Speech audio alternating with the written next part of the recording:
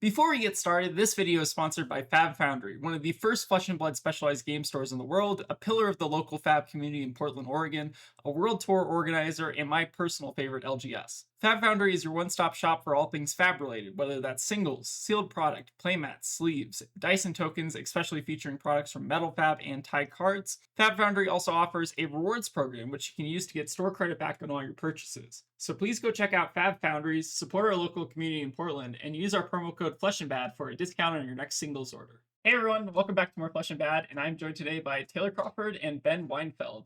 These, I think, are the two foremost Marlin experts, at least in my mind, and I think that they have kind of cracked open Marlin over the past couple of weeks, so we wanted to kind of do kind of like a deep dive into Marlin, like all things Marlin, basically, whether it's deck building, meta discussion, sideboarding strategies, that kind of thing. So welcome to the channel again, Taylor and Ben as well. Thank you Thank so you, much thank for you. having me. Yeah. So I guess I wanted to. So I'm gonna try to be a little bit of like a moderator here and kind of just like pose some questions, like kind of get some Mhm. ideas kind of floating around. Yeah. So I think the first and foremost kind of question on a lot of players' minds is why play Marlin in the first place. And I think Marlin is one of three heroes from High Seas. Gravy obviously saw a lot of kind of really good competitive success like right out the gate. But Marlin and Puffin, I think, have like struggled a little. And I think especially Marlin, a lot of people are generally low on. So I guess Taylor, Ben, why should people like play Marlin in the first place? Yeah, sure. So Marlin is kind of what I imagined they were trying to make when they saw the Azalea was LLing. They tried to make a large, tall arrow with evasive damage, and they did a really good job. There are a couple of things. I know we talked about the high C heroes, Puffin and Marlin not being well represented. I do believe that they are both underrepresented in the meta going forward. I think Puffin is a very good aggro deck. I think Marlin is a very good tall disruptive decks, kind of like a Guardian S deck. But we'll talk more that it's closer to an Azalea deck. I won't talk about that later. But why you should play Marlin is because I think you have a good matchup across the board. There are no unwinnable matchups other than I do want to say Volda is pretty spooky. Yeah. Just the theory behind how you play kind of feeds into her game plan. And I think that you also have a pretty spooky matchup into Huntsman, which is kind of the funny. And if you get paired into that, that means you're in the O3 bracket and you're just not having Yeah. a good day. But there's no other heroes that like you sit across from and you're like truly worried as long as you know how to pilot the deck. How about you, Ben? What are your thoughts? I'm an old school Azalea faithful. First hero I fell in love with in the game. Genuinely enjoyed the Ranger playstyle. My locals know me as the guy who will play Ranger regardless of whether or not it's good in the metagame or not. I found myself on Marlin when Azalea ended up rotating out. Um, my friend Jacob and I worked pretty hard on the New Horizon Death Dealer Azalea build. I know that we also worked with you a fair bit on that. So it's nice to get to work with you again on another deck. But Yeah. in terms of why play Marlin, I like shoot big number. I like send disruptive evasion, and I like knowing what's in my opponent's hand. That's a little bit of my old new play knowledge coming out, but it plays on a very similar axis there. Yep.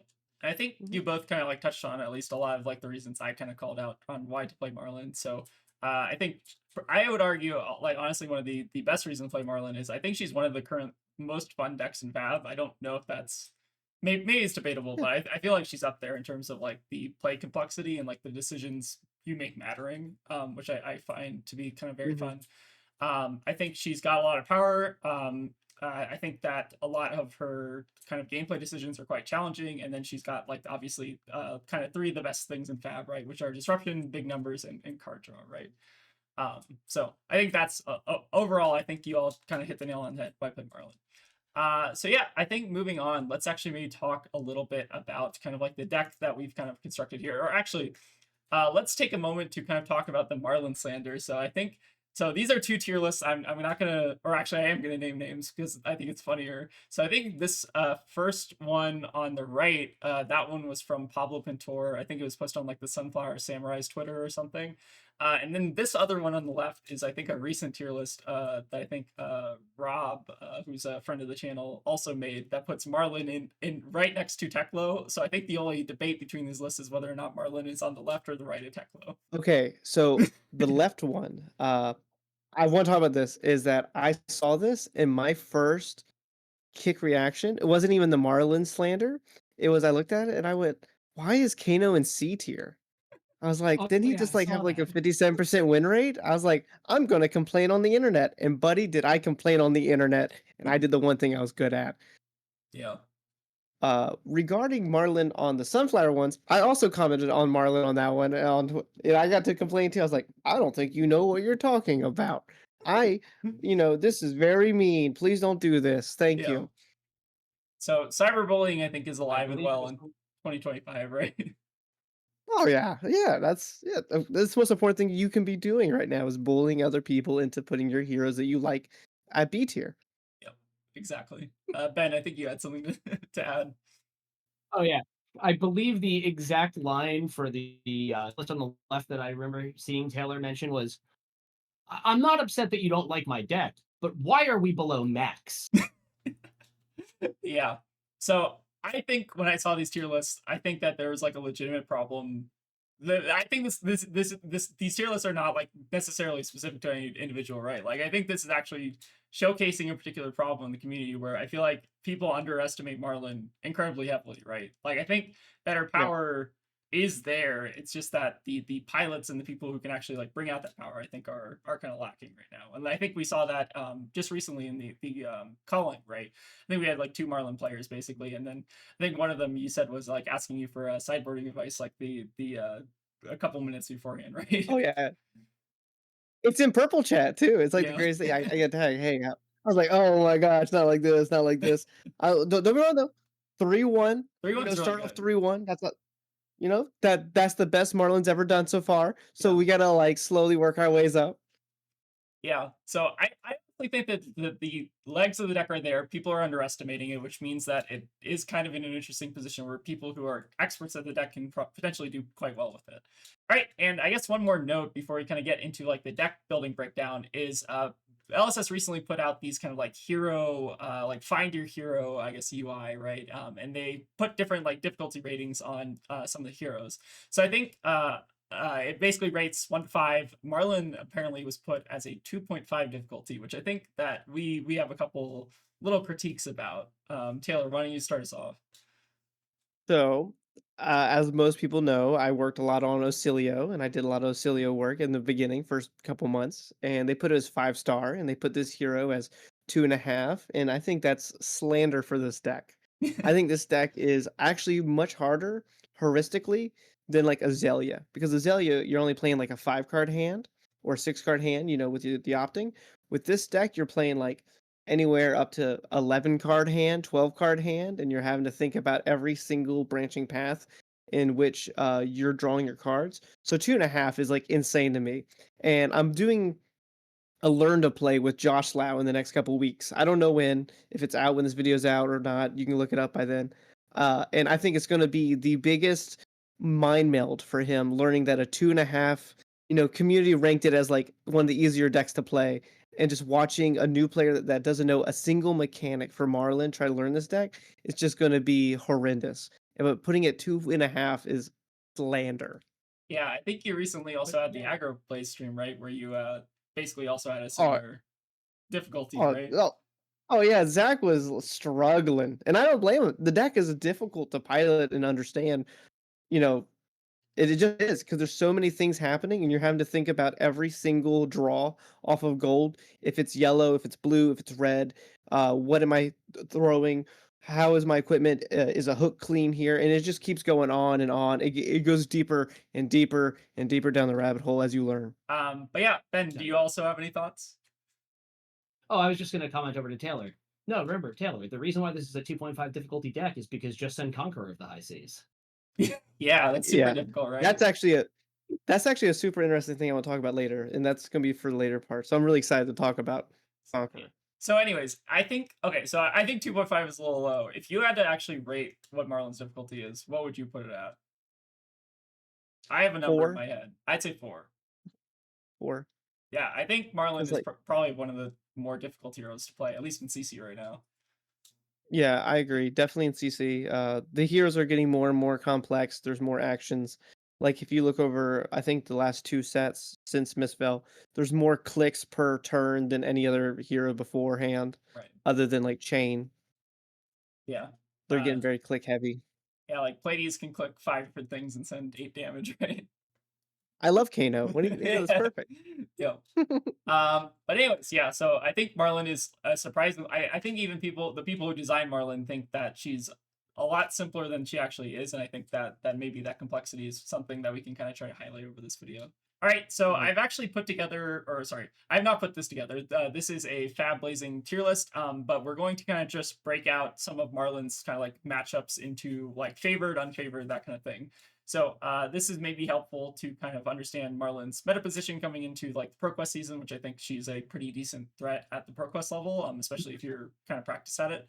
And yeah, let's kind of start kind of breaking out some of the matchups. So I think we were kind of briefly talking earlier about some of the more tougher matchups. I'll maybe put these on unwinnable, but I think they are probably winnable. But we'll say maybe Arachne and Balder are down there. Yeah, yeah. It's just an easy place to put like kind of get a like an idea of where everything's gonna be going. Yeah. Yeah. But Valda, I think, just is rough because of the seismics, obviously, and the card draw. Marlin draws a lot of cards, and then Arachne sometimes can just roll the crap out of you with the new D react. I think there's a lot of potential strength in Arachne's deck building.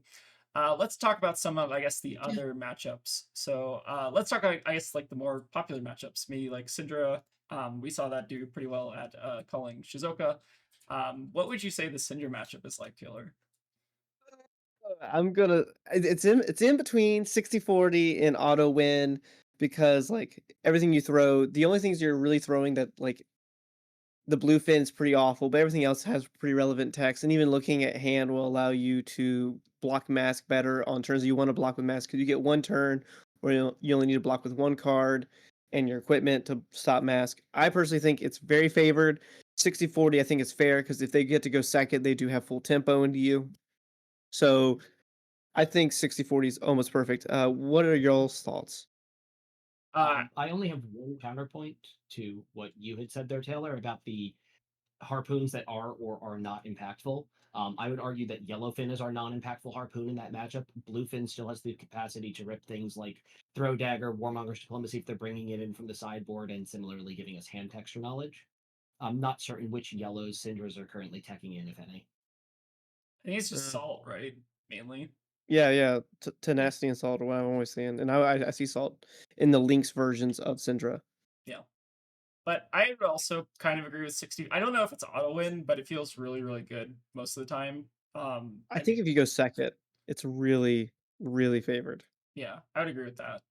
Having the ability to like sculpt your hand, put some cards in the graveyard is really, really powerful. Even if you leak like 4 or 5 damage, whatever, like you can block most of what Cinder's doing. Uh, so let's talk, I guess, about the Earth Heroes. And I think these are some of the more prevalent matchups, at least at kind of like the ProQuest level. So let's, I guess, Mhm. talk about Florian. I'm not gonna. This might be where they land up, but let's just move them here for now. Uh, Verdance and Florian. How do you feel about those two matchups? I personally think that Verdance is a 50-50 matchup, depending on who goes first and second. If you go second, I always feel very good. I always bring an AP going second, so that way if they have like a Burn Bear or something, I only go to 36. Yeah, And then Florian, I feel 40-60. Just the equipment suite is just what makes him much harder, which means he's going to dodge maybe two or more harpoons with that because he's going to yeah. have like double D react plus grasp or so forth so on. So in my opinion, I think I like Verdance at 50-50 and Florian at 40-60. How about you, Ben? Yeah, so with Verdance, I definitely agree with the 50-50. I think if they're on 6 copies of Burn Bear deck, they're just going to try to race us down. If they're on a bit more of a Bowlander style build, life totals are going to walk down, but we have the ability to push a little bit more damage. Florian's a little more interesting. I know that there are 3 very solid builds of Florian out there.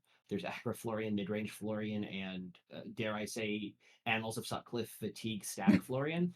I've run into And that. I would Yeah, it's weird. I don't think that Annals is the right play into us, but I think they can sideboard correctly. If they're playing something that's more reminiscent of old Stack Florian from the previous metagame with a large number of D-reacts, it's going to be a more difficult uphill battle for us. And that's just because even with cards like Ataya, there are certain defense reactions in the Rune Blade card pool that get around it in some way, shape, or form. Yeah, makes sense. Mhm. But yeah, I think Florian, even like across the three different builds, I feel like it's still a little bit in their favorite. Although I feel like you do have a lot of agency, and you especially have a lot of like high roll potential to like try to beat Florian. And Verdance, I feel feels very 50-50 to me, depending on like whether we go first or second. I feel like. Okay, yeah, let's maybe talk about I guess some of the other kind of like top meta contenders. So I think Gravy's doing quite well. How would you all feel into Gravy? I think, as awful as this sounds, it really relies on how good the gravy is.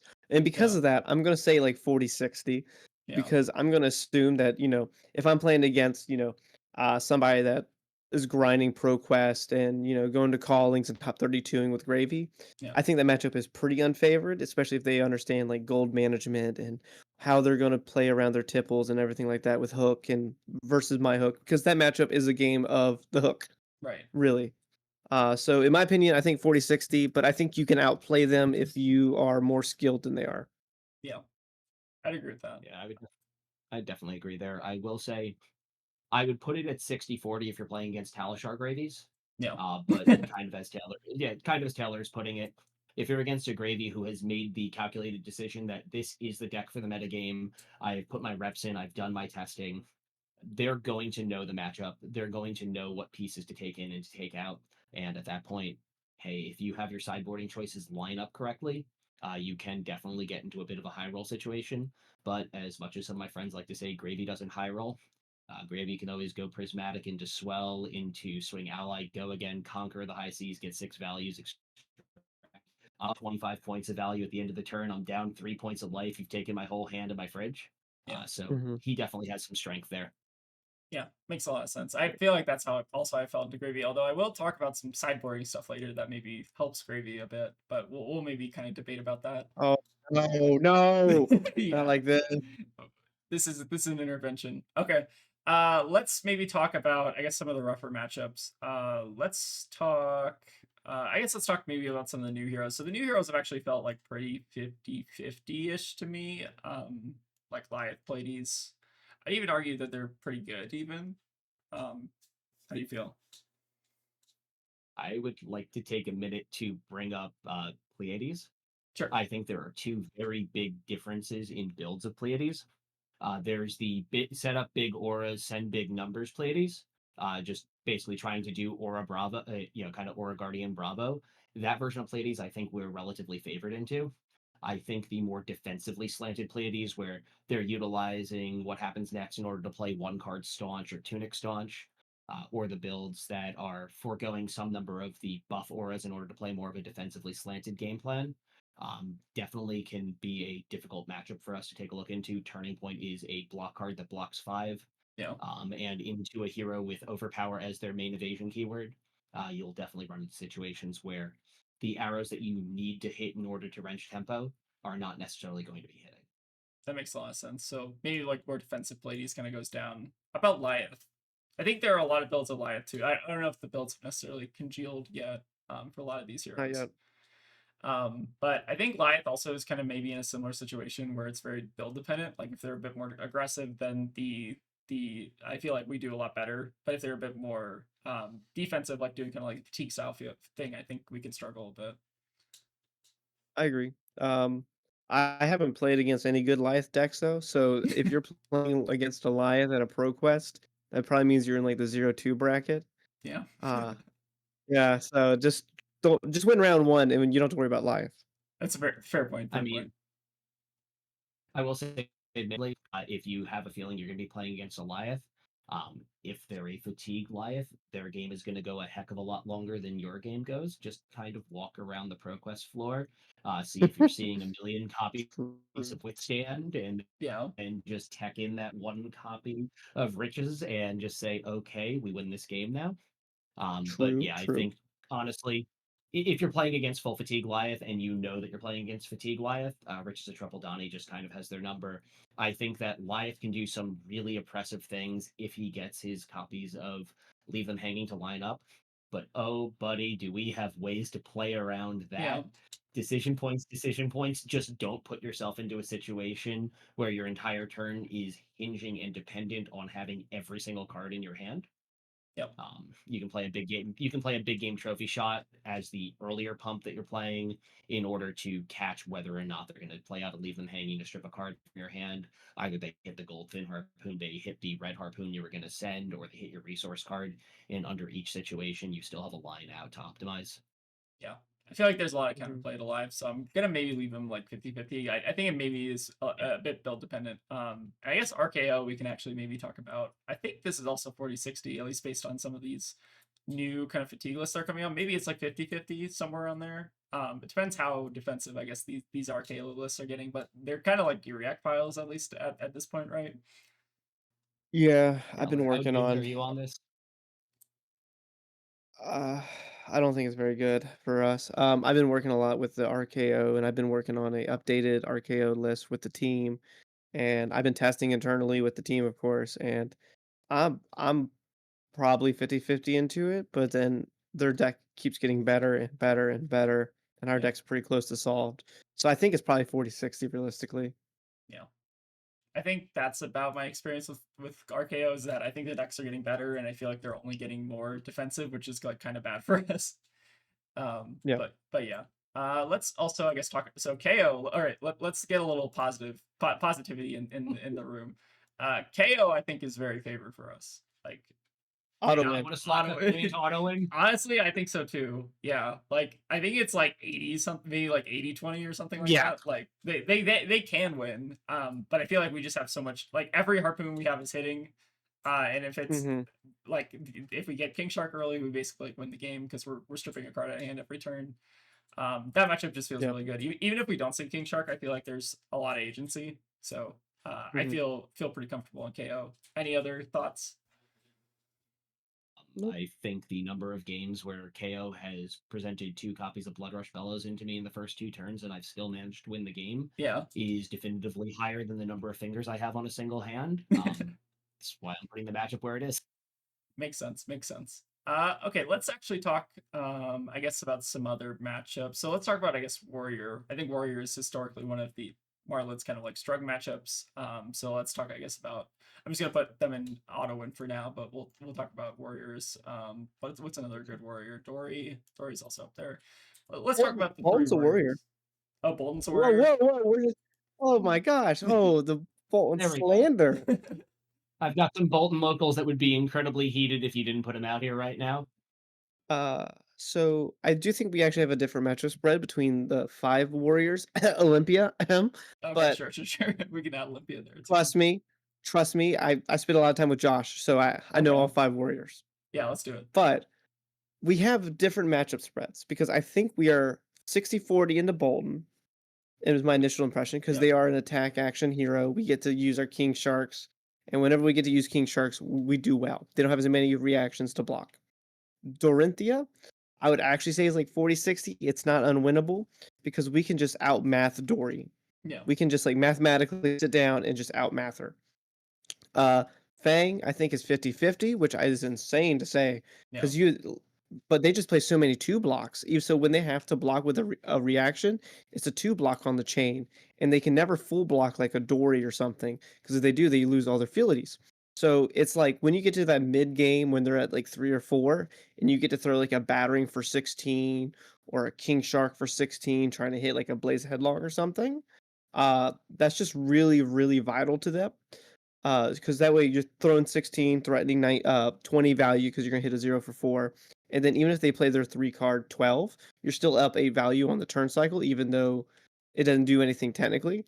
Olympia is not a real deck, so we can just put that wherever you want. Sure, we can put it on. We can put it auto wins. Yeah, That's fine. and sure. And Kasai, I think the new card actually punishes us really hard. It's probably between 40-60 and 50-50. It depends on the pilot of Kasai. So I'm gonna say probably 40-60, maybe. yeah. I Ben, what did are your want to talk. thoughts? Yeah, say I did want to talk about the Dory matchup just slightly. In my experience, I feel that it's a bit closer to 50-50 than 40-60. Although that's more largely based off of my experience playing into a number of Dawnblade Dories. Mhm. Taylor plays into Josh, the warrior guy. I'm going to trust Taylor's opinion on a matchup when he has significantly more experience playing into it. I Fair mean, enough. Yeah. we don't get blown out by Beat of Iron Song. We're not Tough Nut, but Yeah, Dory can do what Dory do. true. Yeah. True. Let's talk about, I guess, some other matchups. So we got the other Arachnes. Let's talk about them. So Mario, these two, I guess, have seen a lot less like popularity after the Bonds ban, but I think Mario is like maybe the more viable of the two. By a large margin, Yeah, by a in my pretty opinion. large margin. Yeah. Uh, I Yeah. I feel pretty comfortable into Mario. I feel like Mario is like Favored. 50-50, like maybe even favored. You think? Yeah, yeah. I would I would say say favored. Yeah. yeah. And then And Slippy Slippy, is 60-40. yeah, something like that. Do we want to put? Yeah. We'll put Mario. Maybe we'll put them both in 60-40. Oh, I was gonna say, you know, when you post this, you're gonna have about 17 people in the comments be like, "I want to play you with my pet deck. There's no way Marlin loses to this." Yeah. You know that, right? Yep. Okay, I was making sure. Just be mentally prepared to start Yeah. 1v1ing your viewer. Yeah. I think I have to 1v1 viewers quite frequently, so it happens. Yeah. But yeah, I feel like the assassins both feel pretty favored. We'll put Marlin in 50-50. What else? It's Kano. 50-50. Honestly, It's 50-50. it's 50-50. Yeah, The game goes to turn 4. Either they kill us or we kill them. true. And yeah, like we do technically have relevant on hits, although they're not amazing. I feel like I just like don't pump cannon a ton in that matchup, depending on what they do, but obviously kind of depends. Okay, Mhm. let's talk about, I guess, some of the other decks. Acilio. So I think, 60-40. yeah, 60-40, that sounds about right. Let's talk about, I guess, maybe some of the brutes now. So let's talk about Rhinar, Levia. Who's another brute? Is there another brute? Tough nut. Tough Nut? Yeah, There Tough Nut. is. All right, three Okay. brutes. Where are we putting these? Oh, I can speak to Reinar. Yeah, If you're playing against if I'm playing against Eugene, I'm sweating. If I'm not playing against Eugene, it's just who hits harder, who hits faster. and we hit harder. I have only lost to one Reinar, and it was not fatigue club Reinar. It was double blood rush bellow, intimidate your entire hand on turn 3 Reinar. Yeah, that sounds about right. I, Uh, Tough nut. We're actually auto wind into because of how they actually have to block logistically. On the Yep. turns that they have like 7 toughness, we actually have blues that do things yeah, outside of attack. So we actually get to build up our gold board state. So that's an auto win because we get to take our turns off. yeah. And then Levia 60-40 because they can just kill you also. Well, they can also just kill themselves, right? That's the Oh, yeah. always the Levia problem. Uh, Teklo, I think, is actually an auto win. Sadly. Okay. It is sad to say that Teklo is an auto win. I'm so sorry to one of my friends locally, one of the biggest Uh, Tekla fans out there. They make me work for it, possibly down to 60-40, but I think Teklo has a hard time versus Ranger historically. Yeah. yeah. I think Uh, Vincent's also maybe auto win 60-40 somewhere on there. it's very bad for Vincent. It's very bad. I think Who it's who pretty. knew if you take their best card in their hand every turn, they can't function and they just take damage. It's insane. Yeah, it's pretty crazy. And Yeah. and in a deck with what 31, 32 blues, oh no, Vincent's at 5 life and Yeah. has like 3 or 4 blood debt. I guess I'm just gonna block down AB and let you die to your own blood debt. It's a viable Dio is strategy. 60-40. Yeah, I think Dio is also quite I favored. would agree. I felt. Yeah. Yeah. Let's talk about, I guess, the other ninjas. So, Fi is Auto interesting. win. Auto win Buy probably. is I auto win Yeah. here. Katsu's an Katsu. auto win just because you look at their hand. That's true. That's the only thing that matters to me. And I guess that might just be like because of like I have a bajillion games in Akatsu, but like if I just get to look at their hand and just do 10 damage to them, but just knowing what their hand is, Yeah. I feel like I can win every game. The hand information against Katsu is very, very powerful. Yeah. Plus the fact that we get to run Tar Pit Trap in the sideboard for a bunch of matchups, and Katsu is just splash over hate. Yeah. Mhm. Plus, if they're on Edge of Autumn Katsu, the minute that they flick their Edge of Autumn and don't hit you with a Vengeance attack, so long as you block out every Vengeance attack they send you for the rest of the entire game, they don't have a win condition. Yeah. Makes sense. It's unfortunate. I want Katsu to be so much better than he is. Yeah. We have a surprising amount of counterplay in Katsu, I feel like. Yeah. Um, Victor, I think, is 60-40, depending If on whatever he finds visit the Golden Main Estate. Yeah.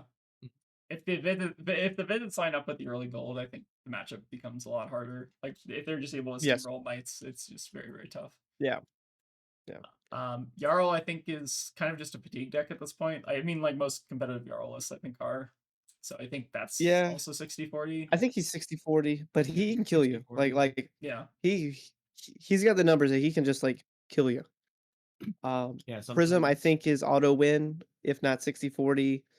We just have so many poppers, and we have Tar Pit Trap, which is technically like a popper. Yeah. We have evasive damage, which just kills ally. So they don't actually get to. They get their like so when they do their flip draw two, we just auto the next turn. We just say, okay, well that's never happening again. I mean, they just don't have much counterplay into us, really, other than like ALS, and then they just pass turn. Yeah, it's pretty rough. Makes I mean, sense. plus on top of that, usually the way they try to protect themselves with the ALS loop is by ALS, get an ally down, and we run copies of Codex of Bloodrot. Just tossing a Bloodrot box onto their board also makes their life a living nightmare. Hmm. For sure. And then Puffin, I think this might be also an auto. I don't know. I've not lost to a Puffin in a It's while. 50-50. You think it's It's 50-50? 50-50. Okay, fair enough. Fair enough. Against a good Puffin deck. Even Pirate Puffin I have found to be nearly 50-50 because they're on red and blue pummel. Yeah. And if you're not expecting a pummel against Puffin, it can do things. But yeah, boost Puffin. Who knew that if you play Dio, but also just have attacks that not only goad armor, but steal our gold with Jolly Bludger and Oh have a yeah, 1 for 5 that's actually a 1 for 7 on hit, untap all of your stuff and do it again. Yeah, She's got the numbers to race us. for yeah, sure. Yeah, I also didn't think about Jolly Bludger. Yeah, that card actually makes it a lot scarier. yeah. With me and Emma test, I just want to punch my screen. Yeah, it's fair. It's It's so fair. annoying. Okay, let's also, I guess, talk about Max. I think that this one actually, I think, is an auto win. I don't Yes, yes. like you. Basically, just hit I te everything. but buddy, it is so bad. I play against Merrick, and he's been like maxing out testing, and it's just like it is unwinnable from his side. Completely unwinnable. He's just like giving up on the matchup. He doesn't even try to like. I was like, "Hey, who wants to play a game?" And he'll just block me for the night. I Makes was like, sense. "Okay, cool." And I guess Riptide maybe is out of these matchups. I guess Riptide and Bravo are both pretty on the rougher side. Maybe even Missouri too. Um, Depends, I I guess. think I Bravo's like 40-60 just because Dominate's good. I mean, yes. no one plays it, so it doesn't matter. But Riptide, I think, is seeing a bit more play. Maybe. I've been putting Riptide closer to 50-50. It's Yeah. so the matchup in my expectation or in my experience, the matchup is 60-40 unless they draw an early buzzsaw trap, and then the matchup is 30-70. It's Hmm. Yeah, just if their buzzsaw trap lines up with a big harpoon and they play their 1 card 18, yeah, Hmm. it's rough. But if they're just on if they're on Red Spine Manta Riptide and they're just trying to race damage with us, almost all of our harpoons just get to do the evasive damage piece. Almost all of our harpoons are going to disrupt them, and just knowing what's in his hand, it's super nice. for Plus, sure. sometimes you play against the new Sanskar Great Bow Riptide variant, and then you get to send 1 damage with Go again, and they don't trap you, and that's an extra point of value. Yeah, feels pretty good. Okay, so we got Betsy. I mean, who cares? We can put that. We can put that in auto win. I mean, it's probably not even auto win. It's like, sure, we can put Betsy in 50-50 because I don't know what a Betsy deck looks like right now. It's probably not good. Betsy's Guardian. Yeah, she's a Betsy's guardian. Guardian. She's a guardian. And then Ira, 60-40. yeah, it feels pretty good. Last Azuri, maybe 40-60. I don't know what Azuri list I, even look like. We have hand knowledge. Oh, that's Hand true. knowledge against Azuri gets rid of her entire gimmick. That is fair. yeah. So Personal opinion. let's maybe do 60-40 for that one. I've not played against Yeah. Azuri in a very long time. All right, so I think these Yeah. are our final matchups. Anything that looks off or anything we want to correct? I think this looks more or less accurate. Yeah. I'm just mentally prepared to fist fight everybody whenever you post this. Yeah, I think So they can that just they can tag me and I'll play them one by one. I'll fight for Marlon's honor. yeah, we'll all do our best to fight for Marlon's honor. Go for it, Ben. Yeah, I was going to say, To the Prism players' credit, I've got some local Prism players who have said this matchup is not actually that bad for Prism. In fact, it's Prism favored. I will say to them the same thing I say to them about every deck I play. Prism players feel that their deck is favored into every deck because they are the better player. That being said, Prism players, you're going to play Library of Solana. I'm going to activate Marlin. I'm going to discard Tar Pit Trap and a Goldfin Harpoon and continue with my life. Yeah, fair enough. Sorry, I just wanted to get that off my chest. Yeah. So I think we more or less settled on this being the tier list. So let's, I guess, talk about, I guess, the best decks right now. So what are the top 5 decks right now? It's like KO, Syndra, Verdance, Florian, Gravy. I don't even know if KO makes the top 5 anymore after Shizuoka, though. He's kind of trash. He's kind of, like he was supposedly supposed to be so good, but then he just like did not put up any good results. So maybe it's like the top 5 is actually like Syndra, Verdance, Florian, Gravy, and I don't know, who do we want our 5th to be? Marlin. Oh, that's so true. So true. It in my personal like testing, whenever we're talking about decks and stuff, we usually, as of right now, we're doing Florian, Verdance. Was it? I have a DM: Florian, Verdance, Syndra, Kano, and Gravy Bones is our like Top 5 5. premier decks as of right now. I think that's accurate. Like I think Kano also just does quite well into like I think like Kano does very well into like the top 4 decks that I think I mentioned. And I think Tegan's very excited Yeah. for this ProQuest season because they're a Kano main as well. But yeah, I'd say like so we got basically 2 matchups that I think are pretty favored if you're expecting a lot of like KO and Syndra's locally, then I think that Marlin does quite well. I think you can definitely contend with Verdance's, and I think that there's also a lot of potential like skill gap that matchup. And then Florian and Gravy, I think, are a little bit rougher, but I do think that there is some tech you can kind of run for Gravy. Specifically, Florian, I think, is a little bit on the rougher side, though, in terms of like tech options. Does that sound about accurate? Yeah, Okay, cool. I agree. So I think with that, we'll leave this matchup tier list here so that people can flame us in the comments later. But let's actually move on, I guess, to the deck list. And I kind of wanted to get your thoughts on, I guess, the solved Marlin deck. So this is, I guess, kind of what we're all here for. Sorry, what was the pog for? I've seen this deck before. Oh my gosh. Yeah, so this is I think I think you two are kind of like the progenitors of like this, at least the 60 of this deck, if not like the sideboard as well. For the most part, at least I don't know if there's anyone else who worked on this deck. Jacob I Kessel. definitely Oh yeah, Jacob Yeah, Kessel. So I think I guess it's Taylor, Jacob Kessel, and then also Ben, who have kind of all worked on this deck. So yeah, let's kind of just talk through, I guess, the kind of deck list here. I've kind of broken it out into a lot of different categories of cards, and also kind of like the sideboard and equipment suite, and then also some matchups here. So let's, I guess, first kind of like I'll put a little, I'll kind of like just briefly kind of zoom through the deck list here, but let's actually kind of talk about like what are the core cards of Marlin, or the cards that I think make the deck work, and I've kind of broken them out here. So I think that these are all the cards that I would consider to be auto includes in Marlin. I think if you're not running any of these cards, then you're not probably playing Marlin correctly. Like I think these are maybe the kind of like best 44 cards, I guess, that you can put together. Any kind of comments or anything you think that's missing from this kind of pile here? No, Cool. this is perfect. I think I agree with that. Yeah. So we'll kind of try to break these out into different categories. So I guess we can kind of like understand the roles and I guess purposes of each card. But I think the first category we'll kind of talk about is our arrow suite. So basically, I think we're running every harpoon they've ever printed except for Rusty Harpoon, which I think is basically unplayable. But I think like the kind of bread and butter of the stack are basically like the 2 kind of big harpoons, right? So we got the King Shark and the King Kraken. I think that these kind of come out in and out depending on the matchup. And then we also have the Battering Bolt as kind of like a fake harpoon that's not really a harpoon, but we wish was a harpoon. So I feel like we'll kind of touch on this a little bit later, but these 3 harpoons kind of make up a lot of like kind of the sideboarding guide to this deck, right? Absolutely. Yeah, and then for our kind of like other blues, a lot of these blue harpoons, like we kind of just have to run because they're good enough. I don't like some of these are pretty good in specific matchups, like Redfin Harpoon, obviously really good into like the more redline decks like Syndra, Fang, and like Yellowfin and Bluefin can also do quite a bit of work too, depending on the matchup as well. But I feel like in general, like the rate on these harpoons are not incredibly high. I don't know if you two would agree, disagree on that. I mean, when the set first dropped, everyone was taking a look and they said, "Hey, look, Marlin's got what is this? 15 copies of Surgical Extraction," and then very rapidly noticed that it didn't say discard a card and if it meets the conditions, make a gold. Yeah, Um, I think I agree with the statement. These are the best harpoons we have. These are the only harpoons we have. Sorry, Trusty Rusty. No mean to slander you.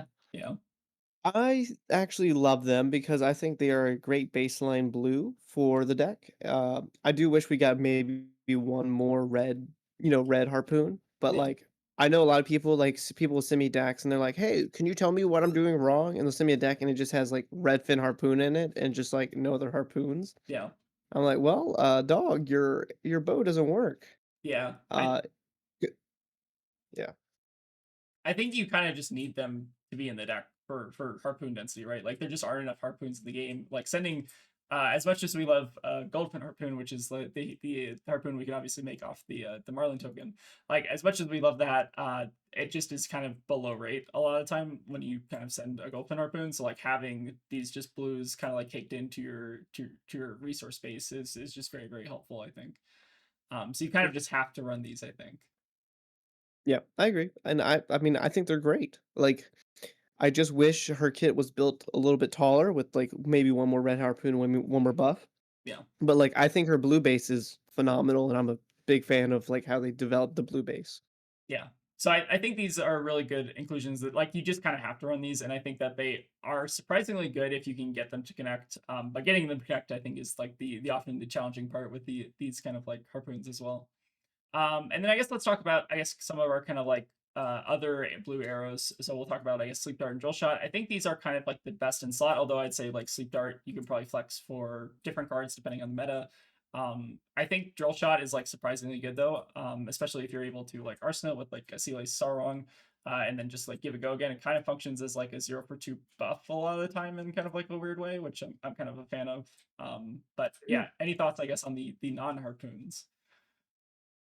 Um, Uh, Originally, there was, like, Searing Shot. Whenever I started going into the Marlin ecosystem, the blues were a lot different. They were, like I think we saw, like, Bolton Shot, Searing.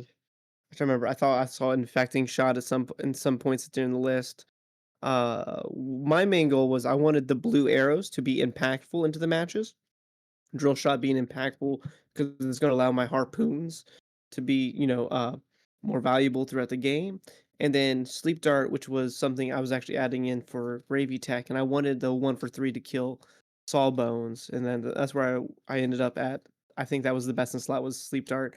The other two, of course, were infecting and hamstring. Yeah. I think I think those are both fine choices. I think they're meta choices. You know, if you're looking for more damage, infecting's better. If you're looking for if literally you sit down and you have 7 opponents and they are all Syndra, play, hamstring shot. But for the open field, I thought sleep dart and drill shot were the best blue go again arrows Yeah. possible.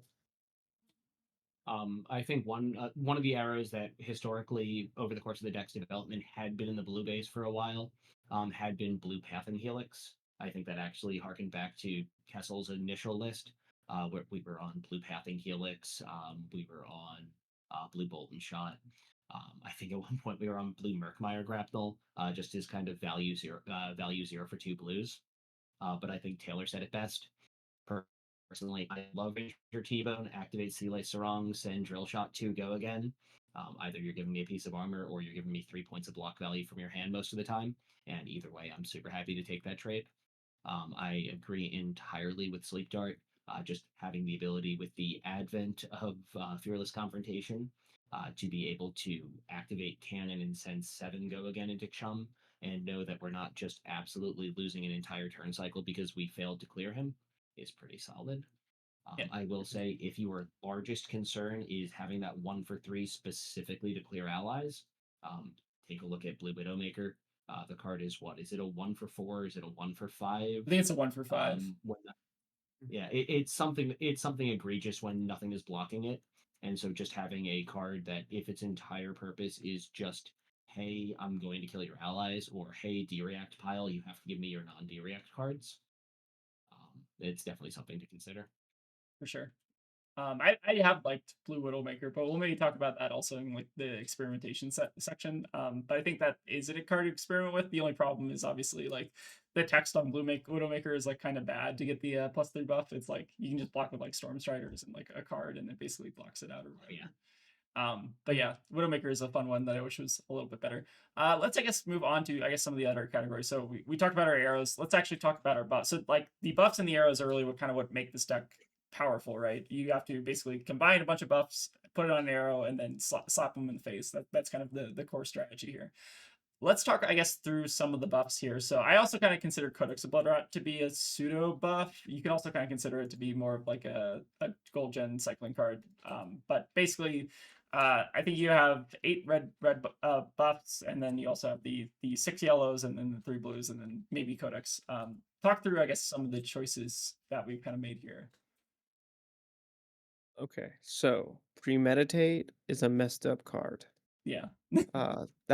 That there we go. That's from my Lexi days and Azalea days. I think if you're playing any type of ranger and you're having to play from Arsenal and you have a easy way to reload, I think premeditate is usually a slam dunk, pack one, pick one.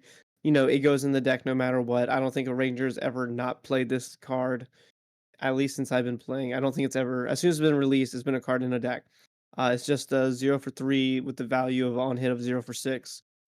Most decks can keep the ponder flowing, so it's not real big issues. Take aim actually is a band-aid to the hero text of our bow because we don't reload. So sometimes we just need a way to reload, which we'll talk about the gold later. But it's just a 0 for 3 buff that is supplemental to what we are trying to do. Laced with Blood Rot, 0 for 3, with the on hit of 0 for 5. So it's just good base math for red. Uh, Big Game Trophy Shot is the most interesting card, I think, in the buff category because when I started playing Marlin, Jacob sent me his list and he was playing 0 of these. So I played probably my first 300 games without ever touching Big Game Trophy Shot. Yeah. And then the Tipple ban hit, and I go, I need to go find things. I need to go innovate the deck. So I go in and I saw Pseudo's list had it, and everyone else's deck had it. I was like, okay, I'm gonna try it out.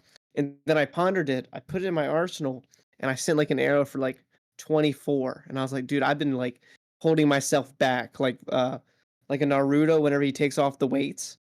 That's what it felt like. I was like, I'm here, baby. Yeah. So this card's a phenomenal because it's a block 3, it's a yellow, which is sometimes relevant. You don't want the yellow part to be relevant other than Sunken Treasure, because if you're tippling that away, you've lost the game. But it's possible. You can Sunken Treasure it second. The reload is the big deal though, because you get to use the Goldfin Harpoon as fodder. Um, Gold to Tip is the most flexible card because you don't mind pitching it, you don't mind playing it. Also has great artwork. Uh, Codex. So you talked about Codex being a buff. Can you explain to me how It's you got there? Because I'm genuinely curious. Okay, so I treat it as basically just a yellow zero. Like most of the time, your opponent's not paying for Blood Rot. If they do, you're kind of happy about it. So I Hmm. treat it as kind of like a 0 for 2 that also just like gives you a ponder token and also can strip a card from your Hmm. opponent's hand, put it in arsenal. So I think it's more like a utility card. I've also I think put it in the maybe utilities section. Yeah, so it's also kind of in there. But I also kind of consider it a buff because you're at least like getting 2 value without having Yeah, to like use your action point. But I think you can like maybe consider it to be like a mix. I don't like yeah, the only problem with Codex I like Alera it. obviously is that it doesn't like help you connect your arrow, which is like the only downside of it. But you get a lot of value out of it, which I think makes it important in the deck. Yeah, yeah. Because like, w- what were you gonna say, Ben? I was going to say, I was just going to say, kind of in agreement with what Taylor had mentioned before, just both in conjunction with Codex of Bloodrot and Take Aim. And we'll definitely talk about this a little bit later. The fact that the keyword reload and specifically reload is stapled to the card brings its value significantly higher in our deck. Yeah. But I would tend to agree with Codex of Bloodrot functioning as a bit of a pump in this deck or a buff in this deck. Just the fact that we have Sarung, sometimes you're going to go Codex of Bloodrot, reload a nonsense blue arrow, send it with go again before sending an actual arrow on your turn. So whether it's actually a buff or just stripping a card out of hand, Um, occupy a similar space to something like a yellow take aim or something else in that same regard. Sorry to interrupt you there, Taylor.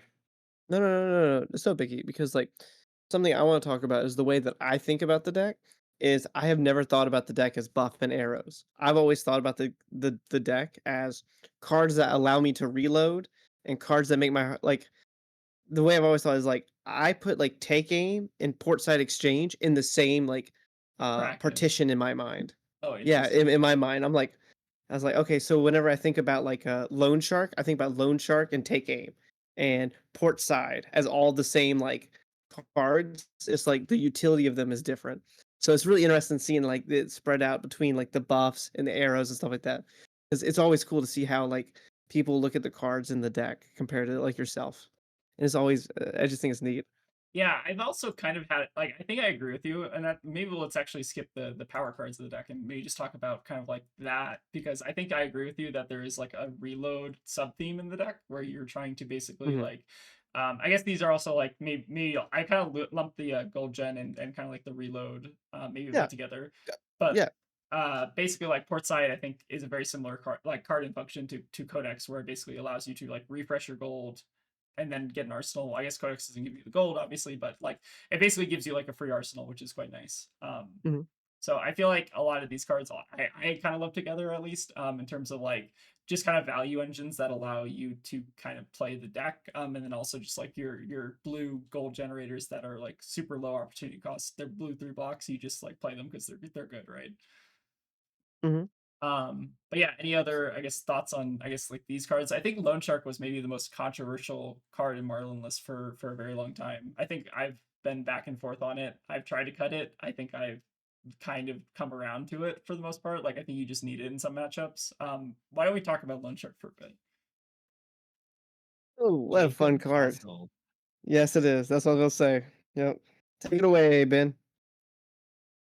Jacob Kessel. What is it? Loan Shark Credit Union Platinum reference link in bio or Something like whatever the that. name of Yeah. this deck was initially. Yeah. Oh, Loan Shark is a card that I was a hater on for the longest time. Jacob and Taylor started throwing deck lists at me saying, "Hey, Pseudo, here's this card, Loan Shark. I know you haven't been playing it, but have you accepted our Lord and Savior Loan Shark into your life yet?" Um, and then I started playing it and was upset to see it the first time, and then the second time. And then the third time, it bailed me out of a situation that I would not have otherwise been able to get out of. And then the fourth and the fifth and the sixth. And all of a sudden, you're getting into turn sequences where, oh, I'm more than willing to bleed all of my gold. I'm willing to go completely off of gold because I've got 2 copies of Loan Shark, a bunch of reload effects in my deck. Even if my opponent blocks me out, even if I don't generate a gold here, within the next, 6 to 8 cards, you're just going to start building up your gold equity again. And sure, it's a blood rot pox that kind of stays in play until you stop making gold. But you very frequently don't have to pay that loan before the game ends. Almost assuredly, you're just making something. It's giving you a free hook activation. It's getting you to where you need to get to. And I think Card's phenomenal. one thing I underrated about Loan Shark in particular is just like the way you can kind of get around the cost of it is either like the I guess the most notorious way is kind of like just making a Gulfin Harpoon to hand end a turn if you're not connecting with gold, right? The other way is just like random ponder tokens, right? You just like ponder away something that's like ponder away a sunken treasure that you can't arsenal Yep. anyways, and then you just like save 2 life, and that like saves you kind of. So I feel like Loan Shark, you actually like don't have to pay as much as people might think when they're kind of starting out with the deck, which is really cool. Why is this card block 3? Yeah, This has like block 2 aura to me, but yet it blocks 3. everything's a block 3 Insane. now. They just decided that. Well, Thank Taylor, they you. made this card for Gravy Bones, so it Yeah, had to block 3. that's Marlin true. just gets to run. Yeah, I think the Ranger class identity is blocking too. I don't know. Yeah, maybe we'll have to revisit that at some point. But anyways, I think these all kind of like go into a similar category. So let's, I guess, talk about, I guess, kind of the bread and butter of like why you play Marlin. And I guess it's these 2 cards here, right? We got our tome that is unbanned, and then we also got our other tome that's unbanned. I think that these are kind of like the 2 main incentives to play Marlin. 3 Oak is kind of a little bit more interesting in Marlin than like Lexi in the past, maybe a little bit. It's kind of more like Lexi, you were able to kind of like actually play the cards off 3 oak and like convert them into offensive value. Whereas a lot of the time with 3 oak, you can just do like the pitch for it, which is kind of interesting. So this is almost like it's maybe even more than a blue. It's like a purple like pitch, which is kind of interesting to me.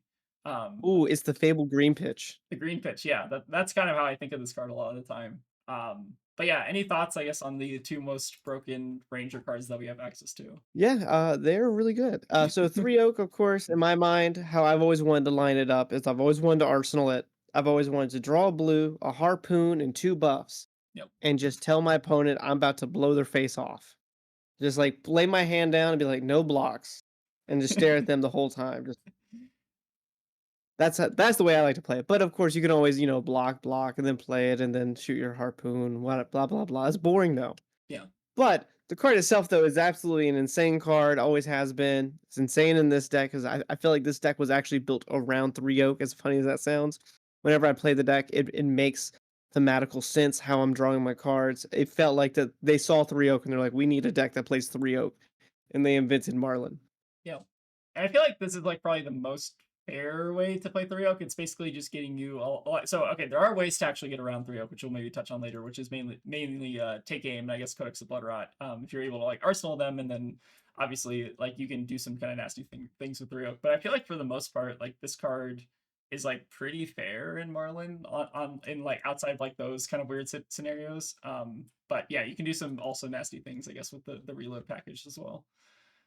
Oh Uh, yeah, and then Codex of Frailty, basically just, the dumbest card in the game. I've never seen that card. Was it was it do? Yeah, just does your taxes, does everything. Oh my gosh! Yeah, it's pretty great. But yeah, basically functions as like we can buy back any harpoon we want. We can also just get +1 value from the frailty. Then we also get a ponder token, which I feel like this may be something to talk about with Marlin.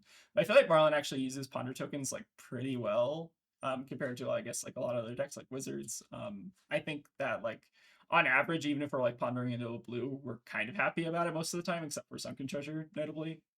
Um, and I think some of the blue harpoons, depending on the game state, we can be a little bit unhappy about. But I think like on average, ponder is like actually a really big deal in Marlin. Oh, absolutely. Something I did want to bring up with Marlin, when you had brought up Marlin uses ponders quite well. Marlin is one of the few decks that I have played where, well, one of the one of 3 rangers that I've had the pleasure of playing. I got into the game post Lexi. Sorry, Taylor. But double ponder in Marlin is so impactful because sure you might hit a sunken treasure or you might hit Eye of a Video, but your chances of hitting 2 cards you don't want to put in your arsenal next to each other is incredibly low. Now that I say that, the next time I boot up Talishar, obviously, I'm going to have 3 ponders and I'm just going to draw Sunken Treasure, Eye of a Video, Don't you? triple dotting. Hey! I lost a calling off a 3 pawn. Okay, don't even go with that. Ugh, Yeah, don't God. bring that on us. But yeah, I feel like Yeah, in yeah. general, Marlin uses quandars quite well, as I think what we're saying. Outside of like the weird fringe scenarios. Um, but yeah, okay, so I think we kind of broken down a lot of the kind of like main board cards, which I think we'll maybe do kind of like a quick. So I think that I consider this to be the main board, like basically just we're running 54, and then basically our kind of harpoons and arrows and like tech cards are kind of in the sideboard. But I think like Mhm. this is basically the core 54, and then like what you do with the remainder of the cards, that's how you kind of like end up sideboarding. Let's I guess go through kind of like the sideboard stuff, and I guess we'll also kind of talk about the equipment suite while we're at it.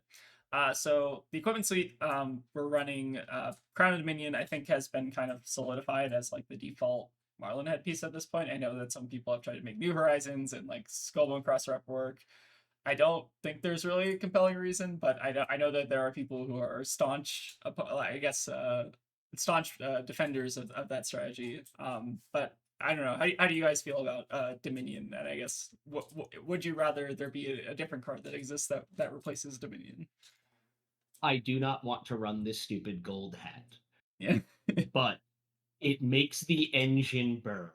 yeah, It's if we had a way of starting the game with a gold or starting the game with a goldfin harpoon or something. I know I'm quoting something that's been said in purple chat so many times. Just give us a gold quiver. I promise, James White, I'll be responsible. yeah. But Right now, Crown of Dominion is the card that makes the engine work. It gets us our first gold, and that allows the deck to function on the axis it does. Yeah. Yeah, yeah. I don't like playing Crown Dominion. I just play because I have to. Yeah. Like, Mm. if there was a way to make Skullbone cross rep work, I think people would play it, but I don't think there's currently a compelling way to make it work. And that's just kind Sorry, of like, sorry, Levi. yeah. But Uh, I think it was interesting in some. I don't know. It's still like it's still in the back of my mind of a card I want to try to see if I can make work, but it's just like so not worth it. But yeah. And then I guess we'll talk about Harpoon. So Harpoon Cannon is basically like the way we make our deck work. It turns on all our stuff. We have to play it. There's no real alternative. Although the red line builds are funny, they're not super compelling. But yeah, this is basically just our default weapon. And then I guess Tunic and Hook are kind of also just like two really good value pieces. So Tunic, actually, let's talk about Tunic for a bit because I think that it opens up a lot of really interesting lines in the deck. Ben, do you want to talk to us about the 5-int Tunic turns? Ah, yes, the classic Taylor Crawford titled 5 intellect turns. The turn that you go into with Tunic on 3, a non-zero number of gold, or sorry, 2 or more gold usually, and a blue in hand, at least a blue in hand, you get to pitch a blue, crack a gold, draw a card, and instead of playing into variance and potentially missing and pitching that second blue that's in your hand and not knowing what to do, you just pop Tunic and crack the second gold, and now you're sitting there with 5 cards in hand, possibly a card in arsenal, and with kind of the full liberty to do with your hand what you actually want to do with it, rather than pitch a blue, crack a gold, draw a card, pitch a blue, crack a gold, draw a card. Oh no, I didn't draw what I needed. Well, I guess I'm priced into cracking that last gold to try to convert. Or, and this is the really risky part, oh cool, I have a Codex of Frailty in hand. In order to pitch and activate Codex and not have to lose cards or to be able to play the card in my graveyard, the heuristics or the math dictates that I need to have 0 pitch. I now have to burn an additional gold to get to that state, whereas if we had used Tunic, we're at that state without needing to worry about it. I think it's mhm. a line in a situation you're going to end up in a non-zero number of times with this deck. And as weird as it is to say, having no cards in your pitch zone or no resources floating, I should say, enables a lot more lines with this deck than you would otherwise expect, just particularly in relation to Three of a Kind, particularly in relation to Codex of Frailty and the math that comes with it. For sure. I I think agree. Tunic is a very important like math piece of the deck to just like smooth out your turns. And I think we actually use Tunic like pretty well, I'd say, compared to a lot of other decks. And then I guess like the final two main pieces of equipment. So we'll talk about Quiver. I think there's just not really a better card in slot. Like the Quivers we all kind of have access to are kind of bad, and this is like the least bad one. It feels like to me.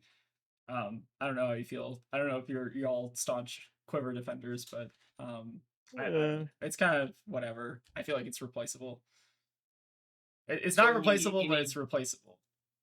if they give me a better one, I won't complain. Until then, having like this extra equipment slot that does like a 1% job of doing something is fine. Yeah, I'm not like dying to register this thing, but it's like just because I have the access to it of a strong sip, I'm gonna of course use it. The use case for it, if anyone doesn't know, the in my personal opinion, the only time I ever activate this thing is if I draw off a 3 oak and I'm taking a risky line and I don't draw a harpoon is the only time I activate Quiver. Is to try to find the harpoon on the fourth card on a 3 oak. I don't think I've I, activated it any other time, personally. I have found 2 other use cases for it, but the one that Taylor brought up is, I think, the kind the of main bread and one. butter, the reason it's in the list. There are 2 other reasons. One no longer exists, and it's, hey, I wasn't able to block out Bonds of Agony. I'm going to keep cards in my deck. I'm not going to let you rip cards out of this. The other one is playing against a deck. Hey, I have no cards in arsenal. My opponent just played a Warmonger's Diplomacy. I'm going to pitch into this before I declare war or peace, and we're going to know what our turn looks like. Because very frequently, hey, I have nothing in arsenal. Warmongers is just going to absolutely brick my turn. Hey, it's a sleep dart. Hey, well, I can name war and present damage. Or I see the top card of my deck and I realistically don't like the rest of my hand texture, or I just want to arsenal 1 card and get these other 2 cards out of my hand. activate Quiver. Hey, it's not a hit. Pitch these other two cards into Quiver, just my hand, and pass the turn. Arsenal this particular card. Mhm. It's not as egregious as the stuff you got to do in Lexi, where, hey, I'm wearing New Horizon. It's the end of turn 0.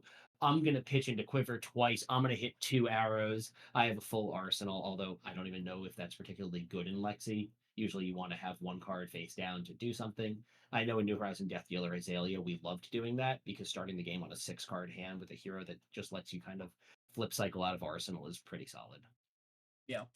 Um, I think like Quiver, I think there's often kind of like a new player trap where they'll try to like activate it on turn 0 and then they'll like maybe they'll try to activate it Hey, like Trail Cut.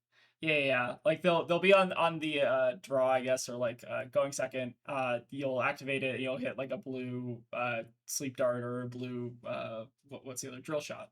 Um and those are both like pretty bad fail states that can just like break your next turn horribly. So I think that a lot of the time, like activating this card is kind of a trap or very risky. It feels like to me. I've For done that. I I think you can do it. It's fine, but like there is a lot of downside, I guess, to doing that depending on like who you're playing against, I guess.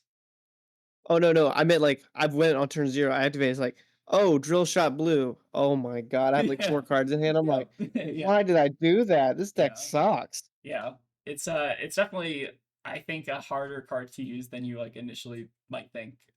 Definitely a lot of like weird fail states with this card that can kind of like actually lose you the game. Mhm. Okay, so I think we talked about the main equipment, and then I think all I guess Sarong, I think we also maybe touched on a little bit earlier, but this just kind of turns our blue arrows into Gogan arrows, which is really nice. And we don't really like I feel like for the most part we don't really use it that much on the big blue arrows. It's more so on like Mm. Sleep Dart and basically Drill Shot to turn those into Gogan. I feel like in general I'm almost never doing it on a bluefin unless I have like some weird 3-oak thing that lines up, but even then it's like pretty bad. It's pretty trash when you do it on that. But sometimes, though, you can play, like, pump, pump, activate the cannon, flip it, then swing it just to do mental damage. Yeah, the mental damage is definitely a bit more scary, I think, than Free like game actions, let's yeah, go, that's so much yeah. fun. Woo! We get more action points. It's crazy. Almost as many action points as gravy, right? Um, Oh, oh, Yeah, well, speaking of gravy, I think that is one of the matchups where Sarong ends up kind of showing its value more than most, and it's just, hey, I have a blue 2 for 4 in my arsenal, and I need to clear an ally. Well, I can flip that face up. I can shoot, go again, crack a gold, load another arrow, and then still have a turn. It's not my favorite thing in the world to do, but sometimes that's what the hand, the texture, and the game state price you into doing. I yep. mean, mhm. outside of that, Sarong does let you activate cannon and have 2 live harpoons, though. A Yeah. lot of opponents don't read the text on Hammerhead and realize that you're still able to look with the second arrow. Yeah. The hammerhead activation on the first arrow and then the send with the second one is sometimes a funny line that gets people. Yeah, but I think that's pretty much the main equipment. And then I guess we'll talk about the AB. So Taylor, when are you bringing in AB for any hero? Okay, so if I go second into Verdance, I bring in AB2. Otherwise, I usually play AB1 into Florian and Verdance. My rule of thumbs is I always do chest, then legs. And in the AB matchups, I actually bring in Enchanted Quiver, so I start at 41 life. Yeah. That's similar to how I do. So you actually bring that into Florian too. Yeah, yeah, just Okay. because it's just like Yeah. it's just a blue sigil. Makes sense. But Ben, you feel similar way, I assume. Um, Taylor brought up an interesting point, which is bringing Arcane Barrier 2 into Verdance specifically when you're on the draw. Yeah. Just so that way you're not taking additional points of damage on turn 0. Mhm. I have historically enjoyed just bringing AB1, keeping Sarong in against them because it is an additional 2 points of life. They're inevitably going to send a Cadaverous Tilling or a Plow Under or a Felling at you, and you'll be able to cash the value out. And the fact that they run cards like Command and Conquer and just being able to go, here's a 3 block, here's my shoes, here's my gloves, like here's block 6. But at the same time, we're running Trench into that matchup. We can protect the arsenal if the arsenal is actually what matters. Yeah. Definitely going to get some more testing in specifically with that option select and Divergence. I figure it's helped out your win rate to a notable degree into that matchup. Yeah. Yeah, I mean, starting at 2 more life is pretty valuable. Yeah. So it really Yep. depends on, like, the texture of their hand, the texture of my hand, and plus that usually I can kind of I don't mind not arsenaling always into Verdance though, because if I draw like a sunken treasure, I can always trench it, but sometimes I'll keep it in hand because usually they'll have like a plow or a CNC if they kept like a 2 card hand, and also we have knowledge of their hand a lot of the times. Mhm. So, just stuff like that. It's just like all little minor here and there's kind of things. Makes sense. All right, so I Yeah. think we basically talked through all the deck, and now I've kind of also, I guess this is for the viewers of the channel. I've kind of broken this out into distinct sideboard plans. So I think we kind of talked about basically our big harpoons being kind of like one of the main ways we sideboard with the deck, right? Mhm. We have basically our Shark Kraken matchups, which I think are the matchups that we're happiest with in general. Or if we can run both Yeah. harpoons in the matchup, we're thrilled, right? Oh Just yeah. being able to have the harpoon text, just be able to hit gold, super important. And then if both of our harpoons are alive and they matter, super relevant. For matchups where those don't line up, though, we do have to bring in battering bolts, and I think there are a couple matchups that I can maybe kind of show on this other screen. Let me pull this up. I think it's a little bit grainy, but basically I kind of separated these out into different categories. I think this is not fully accurate. I think like RKO, I think we were discussing maybe moves to maybe more of like a fatigue pile matchup. Um, Mhm. Mhm. but yeah, for the most part, I think this is majority accurate or maybe like 95% accurate. So we have our basically our Kraken Shark matchups at the top, and then we also have the batter matchups. I think batter Kraken is typically for reserved for warriors. I think Dory and Kasai are the main ones. And then batter Shark we typically do for like Fang, and I guess some of the other assassins like the Arachnes, and then also Acilio and Pleiades. I think are kind of like the main ones. Um, Yep. I think also for ninjas, it's a little bit weird because we typically board out Kraken into ninja. So into ninjas, we actually have kind of a fallback plan, and let's kind of talk about that a bit. So I think in our sideboard, we're basically running Tar Pit Trap also to kind of function in that slot. So if in a matchup where basically neither the King Kraken or the Battering Bolt is applicable, normally we try to bring in Tar Pit to kind of help with that. Mhm. Taylor, have you felt, or Taylor and Ben, I guess, have you felt that tar pit trap has actually kind of like helped, or like what matchups do you think this card kind of like shines in? Prism and Katsu and Syndra. I like it into Syndra a lot because you can kind of math out like how a mask triggers. So it's going to be a 0 for 6 into Syndra. Into Katsu, it can be like a 0 for 25. Into Prism, it's like a 0. I don't even know what's, I guess, a 0 for 7 because Yeah, you're going to something count like like that. the Angel Flip. Yeah, that one's kind of hard to quantify. Um, so for me personally, a lot of people when I tell them that, the first thing they go is, "Oh, so you're only playing 12 harpoons into those matchups. How do you ever win?" And it's kind of like you play a lot with the deck and you start playing the Goldfin harpoons, baby. Yeah. Dude, we start swinging these bad boys. I'll sling Goldfin harpoons like no one's business. Yeah. Dude, 13, 15. Just yeah, it's yeah. a big number. It Yeah, does yeah. the things you want. Yeah, Mhm. if you don't And think about it at all, it's almost like KO, like you're getting +1 per turn, but we're getting +2. that's a yeah. So the way that I've always thought about it though is like, oh, it's kind of like if I shot like an endless arrow at Yeah. my opponent in Azalea or something that has like no text. Yeah. That's the way I've always viewed it. It's like, oh, it's just a shit endless arrow. But uh, I'm gonna like spray my water out my mouth. That's very funny. uh, but it's like that's the way. So I'll like draw up my hands and I'm like, okay, I don't have a harpoon. What is the best way I can send my goldfin for 12 here or 15? Because that will allow me to block more efficiently. And I know we're gonna go over some puzzles, and there's a great one in there that I want to talk about a goldfin harpoon. So Yeah. Yeah. So I we got some puzzles coming up that we're gonna talk about right after this. We're getting close. I I uh, will note one last thing with tar pit trap specifically into Prism. The best part about tar pit trap into Prism is the fact that it is the greatest popper that has ever been printed. Yeah.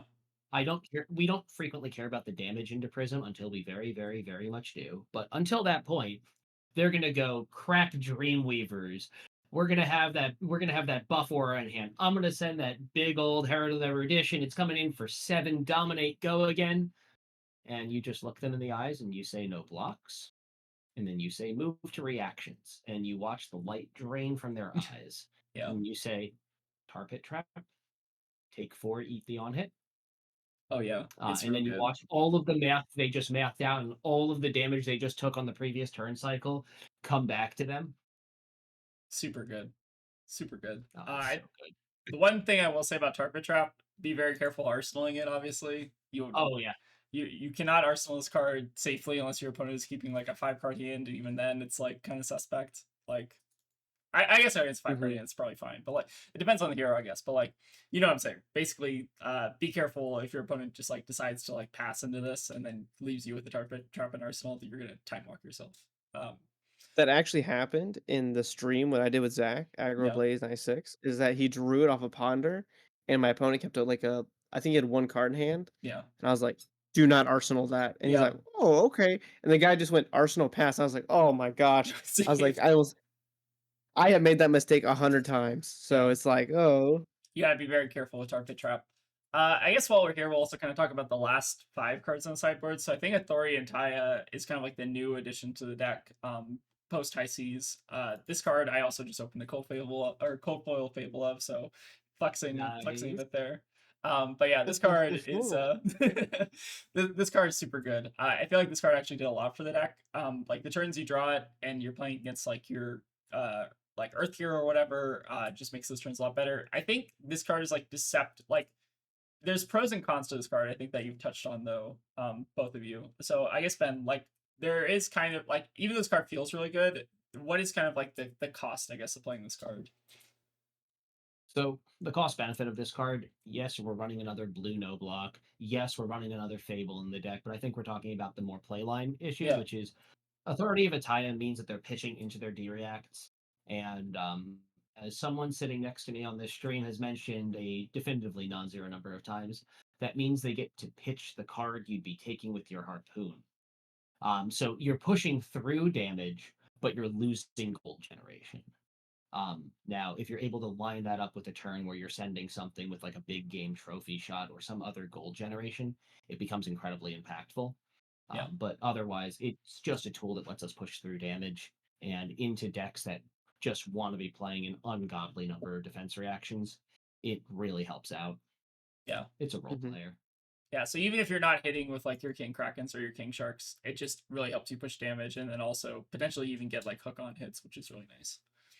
It also negates their turn cycles a little bit, so they can't come back at you as strong because they have to pitch for stuff, so, like, they have to pitch their fouling for the sink below to avoid the king shark, stuff like that, Yeah, instead of allowing them to block with a fouling and arsenal sink below, so you're actually messing, like, 2 turn cycles ahead whenever you pitch it sometimes.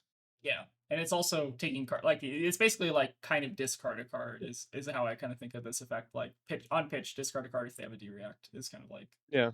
similar to that. That's that's Uh, pretty good. it's pretty good. Yeah, yeah, Oh yeah. yeah, you're taking yeah, we take a card one way or the other. We're getting a card. Some way somehow. And then I guess the final Cyber card. Let's talk on Drop the Anchor. So this is our Tough Nut tech, only for Tough Nut, no other hero. Yeah, this is our gravy tech for the deck, right? I think this is actually maybe the point that where our testing has maybe diverged the most in terms of like gravy testing. So I think you two have both been on Drop the Anchor for a very long time. I've been trying out like swells as also in the slot, and I think that there's maybe merit to both. We'll kind of touch on that maybe a little bit later. But Drop the Anchor is a very powerful effect. We basically get to tap out their entire board. They don't get to swing their board. That feels really good. And then also taps the hero, which is maybe even just as important. So like Gravy can't just like discard an ally on the start of their turn or discard something to like get their engine going. Any other kind of like thoughts, I guess, on this card? It's kind of also replaces. So what do we normally, I guess, sideboard this out for? I think it's normally like gold the tip or something Yeah, yeah, else. yeah, go it depends on what I'm feeling, it's usually gold the tip, or, what I've been doing Lace is with 2 lace with blood rot and a gold the tip. Yeah, something like that. Basically, we basically just trade it for some of our other buffs so that we kind of keep the buff yeah. to error ratio the same or Mhm. whatever. Yep. But Ben, I think you had a thought as well. Yeah, so and this is a point where whether I don't know if Taylor and I have disagreed on this Mm, or if Taylor has just rolled my eyes every time I've sided it into a matchup, yeah. but the super secret third line of text on Drop the Anchor is you get to tap the bird against Puffin. Oh, true. Also true. Holly Kranka doesn't need to be unperched to be tapped. Which is very You funny. control the ally when it's still perched. No, but the real thing is into Tough Nut, as Taylor has mentioned, it absolutely messes with the turn cycle math. They're forced to activate Tough Nut on their turn on your turn, which means they're not activating him on their turn. And I love this card into the mirror. I love, love, love this card because it says, hey, you know that big game trophy shot you were going to play? You know that line that required you to have a goldfin harpoon in hand to play your port side, to play your tipple, to do the thing that really helps engine out your deck? I'm just going to tap you down. And if your turn was based around, hey, my bailout button, my safety valve of having access to a goldfin harpoon was what was getting you out of it, sending an overpower arrow, you're only able to block one card, and now your hand doesn't function. Yeah. It's very, very powerful. I have actually not thought about it in the I mean, no one plays the Marlin Mirror. Let's be real. I was say I have officially 0 games in the mirror, and that's on purpose. I Because like played like 5 games in the mirror. It's terrible. I've won every time, but it's terrible every time. because I think I love theory it. tells me in my mind, because like I play so much Fab that I can kind of like play games in my head at this rate. It has to be the most miserable game of Flesh and Blood ever. Yeah. Oh, yeah. Because like if I go first and I steal your gold and you have no way of reloading, I win the game right there. Yeah. That's awful. Yes. It's awful. I feel like Oh, the yeah. King Shark and King Kraken high rolls are also just really bad. Like you just take their best harpoon out of their hand, or you take their best buff, and then it's like, what are they doing anymore? Not even that. The bluefin high roll. You Yeah. take the blue that makes their turn function. I will say for those former Azalea enjoyers watching the video, this is a more miserable mirror than the Azalea mirror. This is more miserable than chaining red in the ledger because you also know your opponent's hand the entire time. So Yeah. you know there's nothing they can do about it. Yeah. So it's pretty rough. I can see it on Taylor's face. Like I can see it churning in your brain. I'm aging right now. Yeah. Uh, All right, so I think we pretty Here, much covered. I'm just pulling this up. Yeah, Yeah. it's a nightmare. Okay, so I think we pretty much covered like the main kind of like piles. I guess we'll also talk about the fatigue direct pile. So I think this is maybe something that we cypher like a little bit differently, but I think basically in this matchup we just fat deck with authority and riches. I feel like riches is often more often than not are like 61st card in the deck or 61st card in the deck. mhm. But yeah, I feel like in general, if you wanted to probably trim on it, like maybe you just trim like a random yellow or something. I think that's also probably acceptable, something like that. But yeah, that's kind of like our fatigue pile, which we touched on earlier. And I feel like we also kind of touched. I think maybe the most interesting sideboard here. We'll leave the Kano and Prism. I think those are just like basically AB matchups. But Gravy, I think, is probably the most interesting one. So I think we also run Tar Pit traps into this matchup. I don't know how many. So I was trying to reverse engineer your sideboarding. I don't know how many Tar Pit traps y'all are running. Maybe like 2 or 3 is probably what I would guess. Maybe none. 3, all 3. Okay, interesting. Yeah. The reason being for that is because of the Conqueror, of course. It used to be a little bit more cool too with Tipples, but like if this resolves on one Conqueror, Yeah, I think your win rate jumps up like 15% right there. Oh yeah. yeah. Being able to stop a conqueror is like just very, very powerful, and I think it does have like fringe uses on like if they like hook on a tipple or something, or Yeah. I guess even that like I guess they're not hitting with that to begin with, but But it's just a Conqueror high roll, and if not, it's a yellow block 3 I can pitch to gold.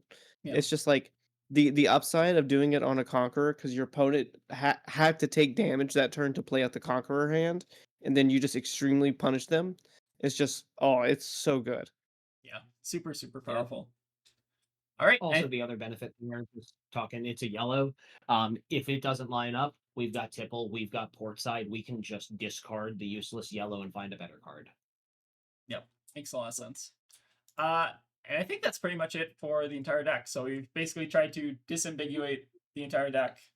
Maybe a little bit longer than we should have, but I think it's worth like kind of explaining to people, especially like new people who are trying to pick up the deck, because I think this deck like is underplayed, at least in my opinion. Like people just are kind of afraid to pick it up. So hopefully maybe our explanation Hmm. kind of helps people pick it up a little bit more.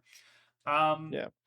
yeah, let's I guess leave it. Let's leave the deck list there for now. What I think we really wanted to get into was the Marlin heuristics puzzles. So I put together a couple of little puzzles that we're going to try to solve over the video. These are kind of varying in difficulty, and these are kind of to explain some of like the Marlin lines and like kind of like value heuristics, so for people who are kind of like unfamiliar with the deck. So I've kind of labeled them like easy, medium, hard. We're kind of going to go through them, and I think that there are a lot of interesting scenarios on here where the line is not maybe obvious at first glance. So we'll kind of like walk through, I guess, some of the simple ones first. So let's go to the easy ones.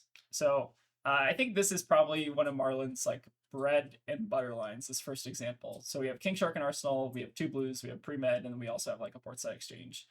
What are we doing with this hand? Talk me through it. So for me, I draw his hand up. I don't think. There are two ways for me to think about this too. If I have a great three block possible, I'll block with port side exchange. If it's possible, if it's like a three block that's the equivalent of like a six, like a Syndra coming at me, and I know that there's no way that they can activate mass or something, and it's a correct three block, it's a three block. But if it's not and it gets back to my turn, I'll activate Marlin instantly, port side it, then I'll pitch to Hammerhead, and then hopefully I drew another buff. If not, it's fine. And then I'll just throw the King Shark at them for 13 with hook. Yep, seems really good. Yeah.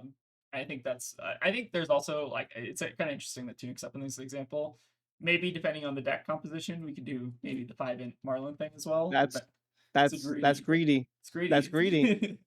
But yeah, I think that's like the safe play, right? Is we just like refresh our gold, we pre-med, this is basically the perfect Marlin hand, right? We refresh our gold, we get a random arsenal, we get 13 on a King Shark. I think that's pretty good, right? Yep. Let's, I guess, move on to, I guess, our next example. So we'll kind of talk through this one. So this is, I think, an example of a non-harpoon turn, or a non-bake harpoon turn. So what are we doing with this hand? So I I want look at this to hand. hear y'all. Okay, I look at this hand. I see no Tunic. I see this. My initial thought here is, holy moly! I'm sending I'm sending a big game trophy shot pre-meted goldfin harpoon, dependent on what we draw. Now the real question is, which harpoon is this? Early in the game or are we in the mid game? If we're early in the game, I'm going to pitch the harpoon that I do not want to see first, because I want to be discarding. I want to potentially be discarding something here. All things considered. So in this case, let's say we're in an aggro race. I'm probably going to pitch Bluefin. I'm going to activate Marlin, big game trophy shot, pitching Bluefin Harpoon. We're going to draw the top card of our deck.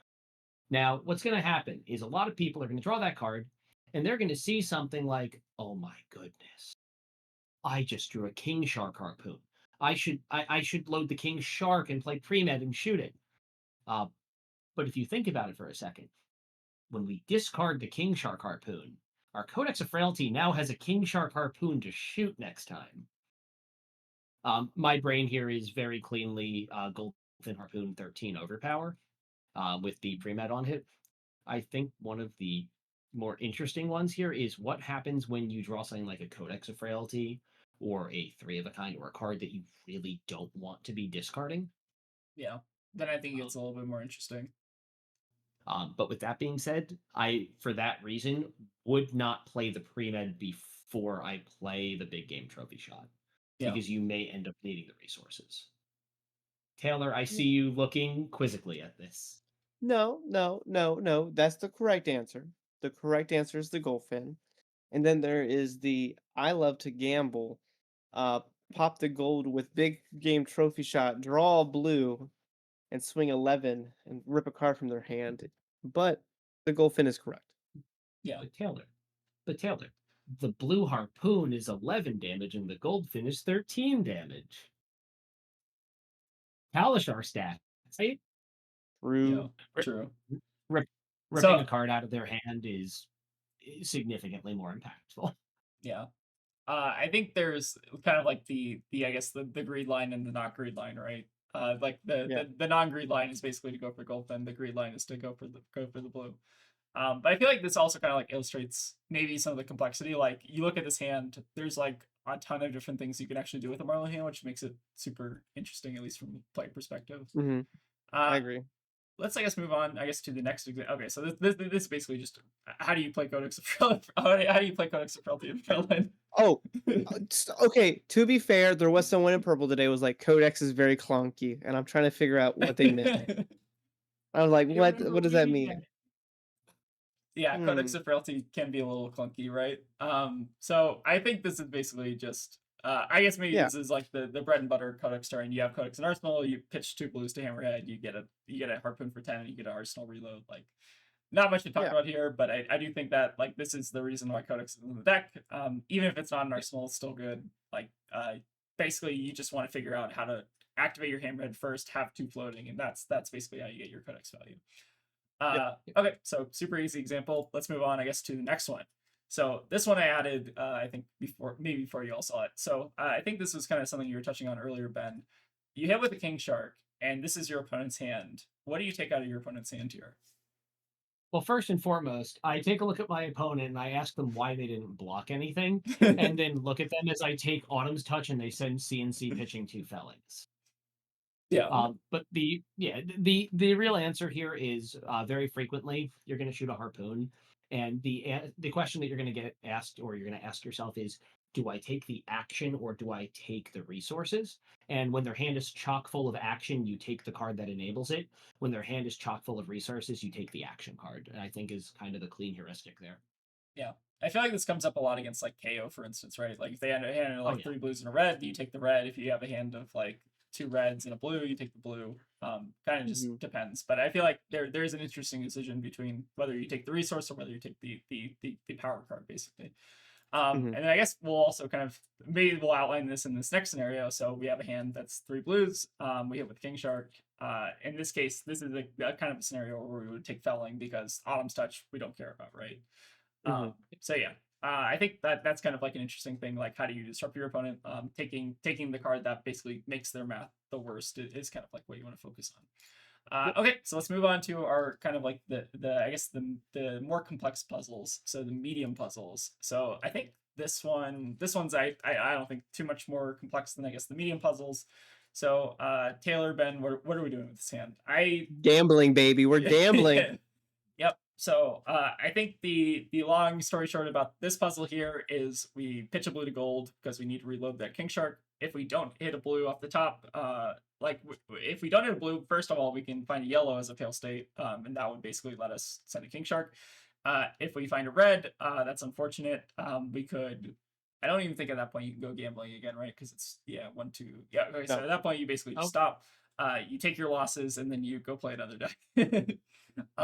But yeah, like I think this is also like one of those hands where you just like have to gamble on Marlin, which makes it a bit Yeah. oh, yeah. interesting. So like you sometimes there is an inherent variance in the deck, depending on what you draw, it can kind of either help or kind of like ruin your play. And then I guess this is also kind of a similar. So this is actually kind of like a similar gambling scenario, and I'm kind of curious to hear your thoughts on this. So I think there's a correct play here. But Is that a tunic on 3 that I can see in the corner? yeah, sorry, that is a tunic on 3. We have 3 golds. We have a blue and a yellow in hand, and we have 2 pre-meds. So I think this is the quote Where unquote in the average Marlin game hand. are we? Yeah. What turn is it? What is the game state?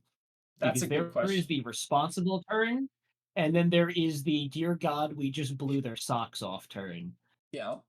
More than likely, I would go for the activate Marlin, play the big game trophy shot, get rid of the Goldfin. Hopefully, I draw a blue tunic, pop another gold, and then I would play the 2 premeditates, activate the harpoon, and then come in for 20.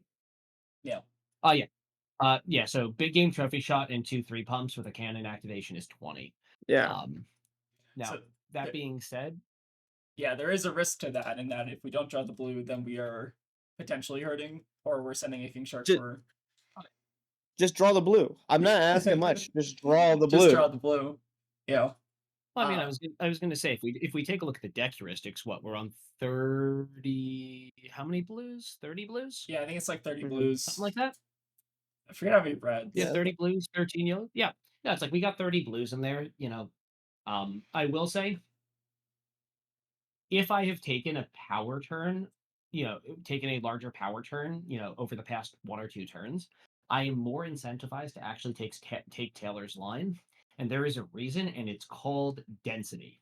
Yeah. We have just more than likely played a large number of reds and yellows to enable a pile of nonsense turns, as I like to call them. Hmm. Which means statistically, we should have a pile of blues at the top of our deck. Yeah. Now, when you're in a tournament and it's you're winning in for top 8 and 13 overpower will suffice, you can just send 13 overpower. I think in this case it's But 16, but yeah. It's the same oh difference. shoot, we have tunic. It's 16 overpower. Yeah. And yeah, frequently 16 overpower is just gonna blow them out of the water. But 20 is a very big number. Yeah. I think this is Yeah. definitely a hand where there's a decision between, maybe depending on the game state, whether you want to be greedy, or Oh, yeah. whether or not you want to just be safe and send 16. I think it depends. I think on the game state, I would say. So maybe makes it a Agree. little bit tougher. Okay, let's move on to, I guess, the next one. So this one, we do not have Tunic up. We have a red buff in hand with King Crack, and then we have a Codex in arsenal. This answer is actually wildly boring. Yeah. It's just play premeditate, overpitch to hammerhead, play the codex. Yeah. Mhm. And I know like a lot like there's like the fun line where you play the low and you try to look for the blue, but like Yeah. in reality, the safe, correct line here to avoid all bad situations is just play the premeditate, hammerhead, codex them, play for 13 on hit 16 with ponders this 19 value still. I mean, there's nothing wrong with that. Yeah. Yeah, and like the only way that this would change on any given cycle is if Tunic was live, I would block with King Kraken on the previous turn cycle to get 3 more points of value out of the deck. Agreed. Yeah. Okay. That would also be pretty good. Yeah. So I think that's also correct. And then I think the complexity, I guess, of this puzzle is you have to like pitch the King Kraken and the Loan Shark first, and then the Bluefin. You can't leave the Kraken in hand is the only tricky part. Yeah. But yeah, let's move on, I guess, to our harder puzzles. These ones, I think I actually got some of you stumped for a couple minutes on some of these hands. So I'm kind of curious to see how we do it. So I think this Okay. first example is Taylor's example. This one's important because I actually asked the card guys today this question, and I'm gonna just straight out blast them. I think Nathan and Sam and Ed Knight all got it wrong. So Did, I just want to put did them they on shove blast. did they No, shove Shoes Feet and Sunken Treasure onto that?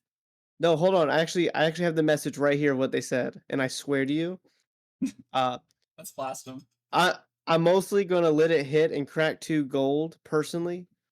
I was like, that's what? There's no way that's What? right. And then Ed Knight's like, I'm gonna take it too. I'm like, what are you guys smoking? So What, this was you're one of the fun taking- ones. Yeah. This is one of the In fun the ones same where thing. I'm like, it is optimal to like not get tunnel visioned into seeing the harpoon text. And for me, this actually happened in a game at an armory, and I was like, dude, this was a really interesting line.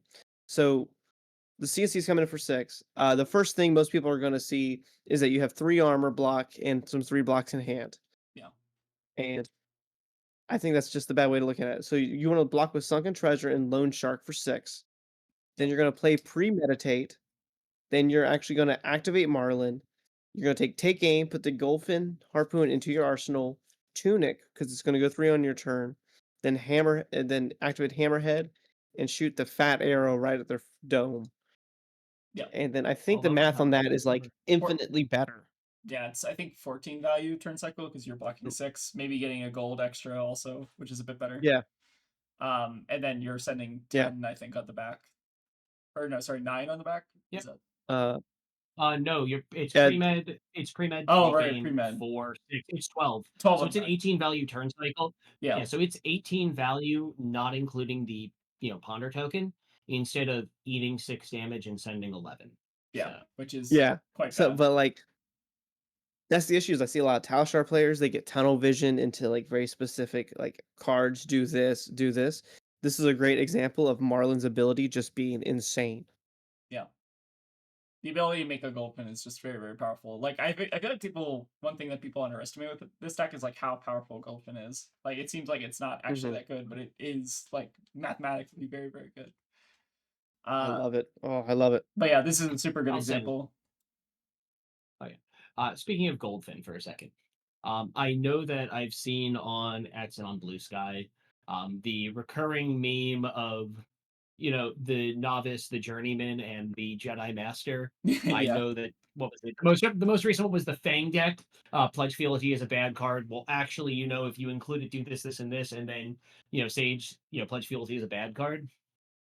The whole Marlin Yeah. experience, you start saying, "Oh wow, I have endless arrow as a hero power," and then you get to the mid level, and you're like, "Well, I don't really want to be sending a below rate arrow and doing this and going to these turn cycles."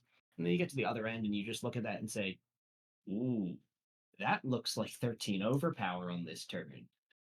Because while disruption comes at a premium, you know what comes at more of a premium? Uh, this turn being the last turn of the game. Yeah. The ability to just They send can't play overpower cards. is super Oh powerful. yeah, And Hmm. then also, like, I feel like Goldfin turns you often will just pump for a lot more than your non-Goldfin turns, depending on like oh yeah. how the hand texture is. So like you can even just like do the similar amount of damage to like a big harpoon turn often. Yeah. Oh yeah. Okay, let's move on to our next example. So this one I think I got you all stumped on. So it's turn 0, and this is your hand. What are we doing? Oh, So we have a blue okay. tipple, a bluefin harpoon, gold tip, pre-med, and our tunic is on 1. We have 1 gold. Okay. Okay. So, So this one stopped me for a little bit. I think this is 9 value. I think. Like I've been staring at this one, thinking about it. Of course, there's the Gamba line, which is pitch the gold to tip for the gold, draw the blue, and then you have your 14 value. Yeah. But if you don't want to gamble, I found another line that was like guaranteed value, and I'm trying to remember what it was. I think it was like Marlin for a Goldfin, Mhm. Tipple, pitch the blue, discard gold the tip, load go the yep. fin, premeditate, activate the cannon, and come in for like 9 on hit. So 12 value on hit, which was which was almost guaranteed Yeah. mathematically. But then you could also have the pitch to the goal for the goal the tip, draw the blue. So it really depends on how much you feel like gambling. Yeah. Um, yeah. So to talk to this one a little bit, specifically because this is turn 0, I agree with it. I agree with Taylor entirely here. Um, Mhm. the reason why it's important to talk about this being on turn 0 is if this wasn't turn 0, I'm probably playing that premeditate out onto the golden tipple and getting 2 bites at that ponder apple. Oh, I think But oh yeah, pre-med I is think on I'm hit, right? Just any on yeah, hit. pre Yeah.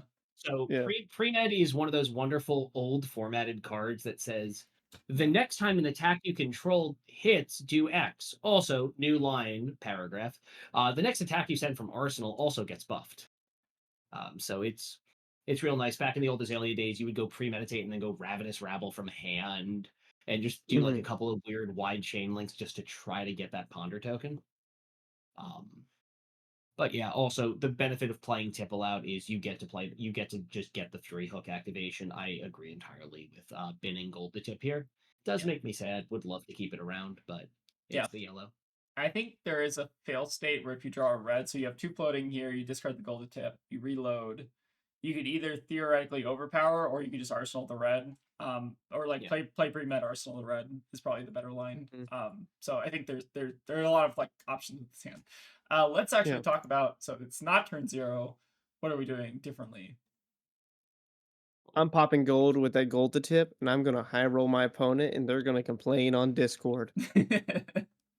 Yep. That's what's gonna happen right here. Yep. I mean, I said Taylor's popping gold. Yeah, Taylor's popping the gold with gold the tip. I'm taking the more conservative approach of activate Marlin, make the Goldfin Harpoon, play pre-med, pitch Bluefin Harpoon, send Golden Tipple, discard Gold the Tip, get that Harpoon because I'm gonna get 2 opportunities at a Ponder token and the ability to possibly generate additional gold. But this really all depends on hand texture and turn cycle. Oh, wussy. Oh yeah, no. I am the cautious one. That's the reason my win rate's lower because I don't take Yeah. balls to the walls lines. Yep. But I think it's like just does like illustrate like that even with like like I consider you two to both be like the predominant Marlin experts at this point. Even you two don't necessarily agree that there's like correct like there's a correct play and there's a greedy play, right? That's always kind of like the I guess dichotomy of a Marlin turn, right? So Yeah. There correct or safe. Yeah. There is the turn line that minimizes downside, and there's the turn line that maximizes upside. Yeah. Taylor is taking the part of, well, imagine if we hit King Shark off the top. Yeah. That's 13 overpower. And I'm sitting there saying, oh, cool. If we hit a King Shark off the top, I'm just going to get to do a really cool turn cycle next turn where I have a King Shark. Yeah. But yeah. I think it's just interesting to like show the different perspectives. I don't know. I feel like that's the coolest part about Marlyn. All right, so I think I have one last example. I don't know if you two have even seen this example.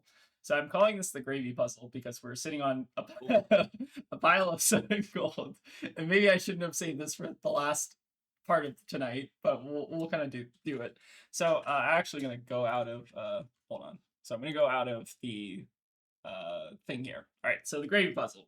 You have a Marley hand consisting of 3 blues, a king shark, a tunic, and no arsenal, and you have 7 gold. And then this is kind of like your composition, I guess, of your first cycle. What are we doing with this hand? Pause.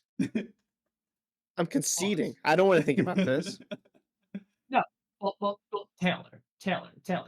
If you'd been paying attention to your pitch deck, you would know that there's no way that all 5 of the red pumps were put next to each other. You would have spaced them out and been really sad about it.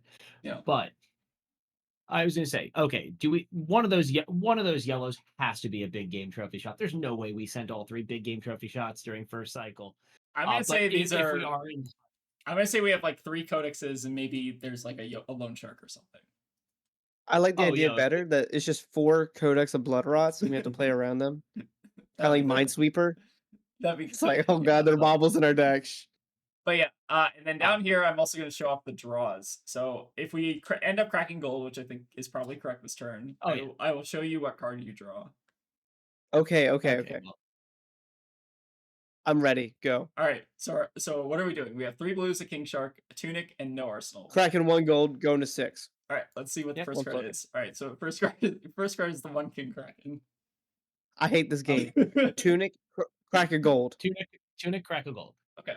So the next card is a yellow. Ooh. Use that yellow, crack a gold.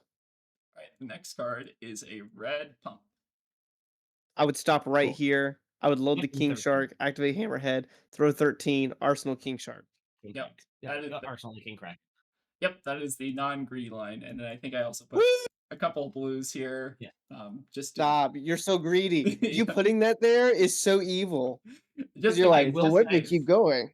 Yeah. What if they I keep will going? say, Taylor, there is one note. Because of the number of cards we had in hand, there was one really cool opportunity we have, which is if that yellow is specifically Codex of Frailty, we actually have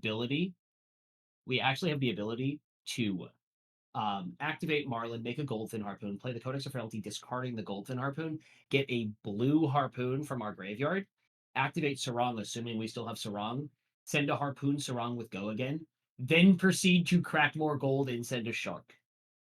And if we're just pushing damage and the life totals are low, we can just lead them out of card equity. But I do agree, 13 overpower is the play I would go for too. Yeah, I think that was the. I think if I was a math textbook, that would probably be the answer in the back. The answer in the back would be the 13 overpower. But I think that is the creative math answer. Yeah. All right, so this is the same exact exercise, but the draws are going to be different. So I assume we're going to start by cracking a gold, and I'll kind of illustrate. Okay, I'm ready for this one. Gold. Okay, I'm ready. All right, we're going to start by cracking a gold. We draw a catch of the day. Cool. Tunic, crack a gold. Yeah, it's definitely tunic, crack a gold, and All that's right, so we're going to be at 2 blues in hand, functionally no resources floating. Yep. All right, so we're going to crack another gold. So we draw a red pump. I'm stopping right there. I'm about to blow their brains out. 15 overpower rip 2 attacks? Yep. I'm That done. Sounds good. I'm done. I'm standing up in Fortnite dancing on them right there.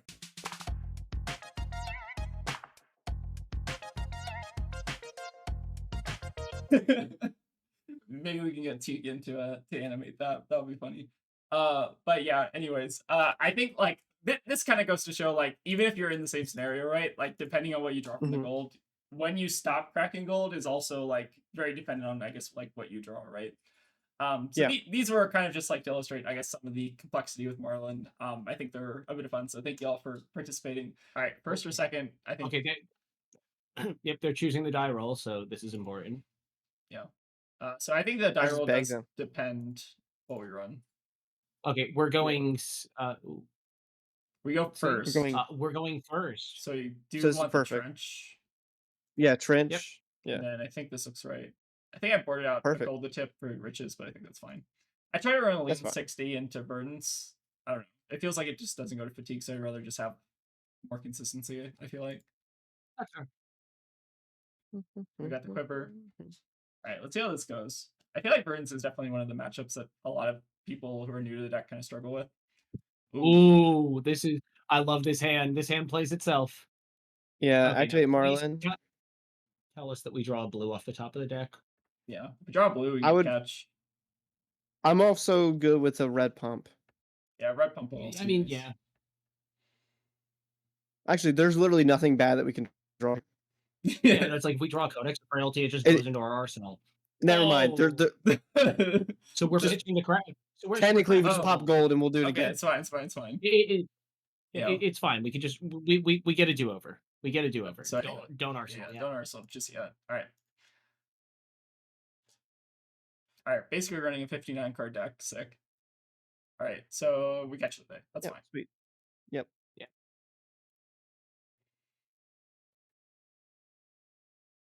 Yeah, I guess that wasn't even the one, Look. but like I don't think there was a bad draw there. There wasn't. You know? Because of how your hand situated, like it doesn't. There's no pump. Even if you draw like a second sunken treasure, you just pitch both of them. You arsenal Redfin. There's literally no bad draw. Yeah. I think did our opponent put us on first? I feel like that's also Yes, they Yeah. wrong. What a Understand. silly goose move. Yeah, I feel like I just always want to go, especially against like I feel like Verdance has turned into like 6 burn bear the deck a lot of the time. Mhm. So I always feel a lot better going second, or sorry, going first. I Rather. would start. Yeah. I would and start also, like, praying you're here. playing- Be like, please give it to me, please. But like, here's the other big thing: is like we're playing against a deck that plays so many D reacts. Do you really want to be bleeding D reacts this early? Yeah, that is also a good point. Oh, cool. Oh, whoa. god. Oh, Here's the fridge. Oh no. oh, it's so good. 200 IQ. Um, So anyway, they're blocking Fouling? like this. All right. This isn't it, Chief. Chief. Okay. And now this is going to be 11, and they're going to play a red. They're going to play a red decom. No, they're blocking with Felling to get an Earth card in the bin. They're gonna send Red Cadaverous at us next turn. All right, so I guess we're assume gonna they're hit with block every red- other. red root bound. I guess we're hitting with like every harpoon in the game after this turn. Yeah. I do not know what our opponent was thinking here, Yeah. especially if they let this hit. Okay, there we go. But Wait, still, opponent. Yellow root bound doesn't cover this opponent. They could Yellow have, Wow, root they have bound a only third blocks one. for they 2. could have a third one. Wait. If you blocked the opponent, no. Oh. Take their soda tomorrow and make them feel bad about life. Okay, so I think. All right, so everyone's still hitting the game. That's fine. I think our opponent. Yeah, I think our opponent made a mistake there. I'm sorry, I don't mean to be mean to people, but why? Yeah, it was. Why? I mean, yeah. Oh wow, this is like the same. hand. Anyway, Hey, it plays itself. Yeah. All right, maybe it is 2.5 started. Okay, so I think we are seeing the benefit of people not getting any reps into Marlin, potentially. this one is magical. We're gonna pitch the Eye of Ophidia, and we're gonna stack a blue card on top of our deck with the Opt trigger, because we're gonna prevent 2 damage here, That's and actually we're sick. gonna send 10 overpower. Oh yeah, it's so magical. All right, let's do it.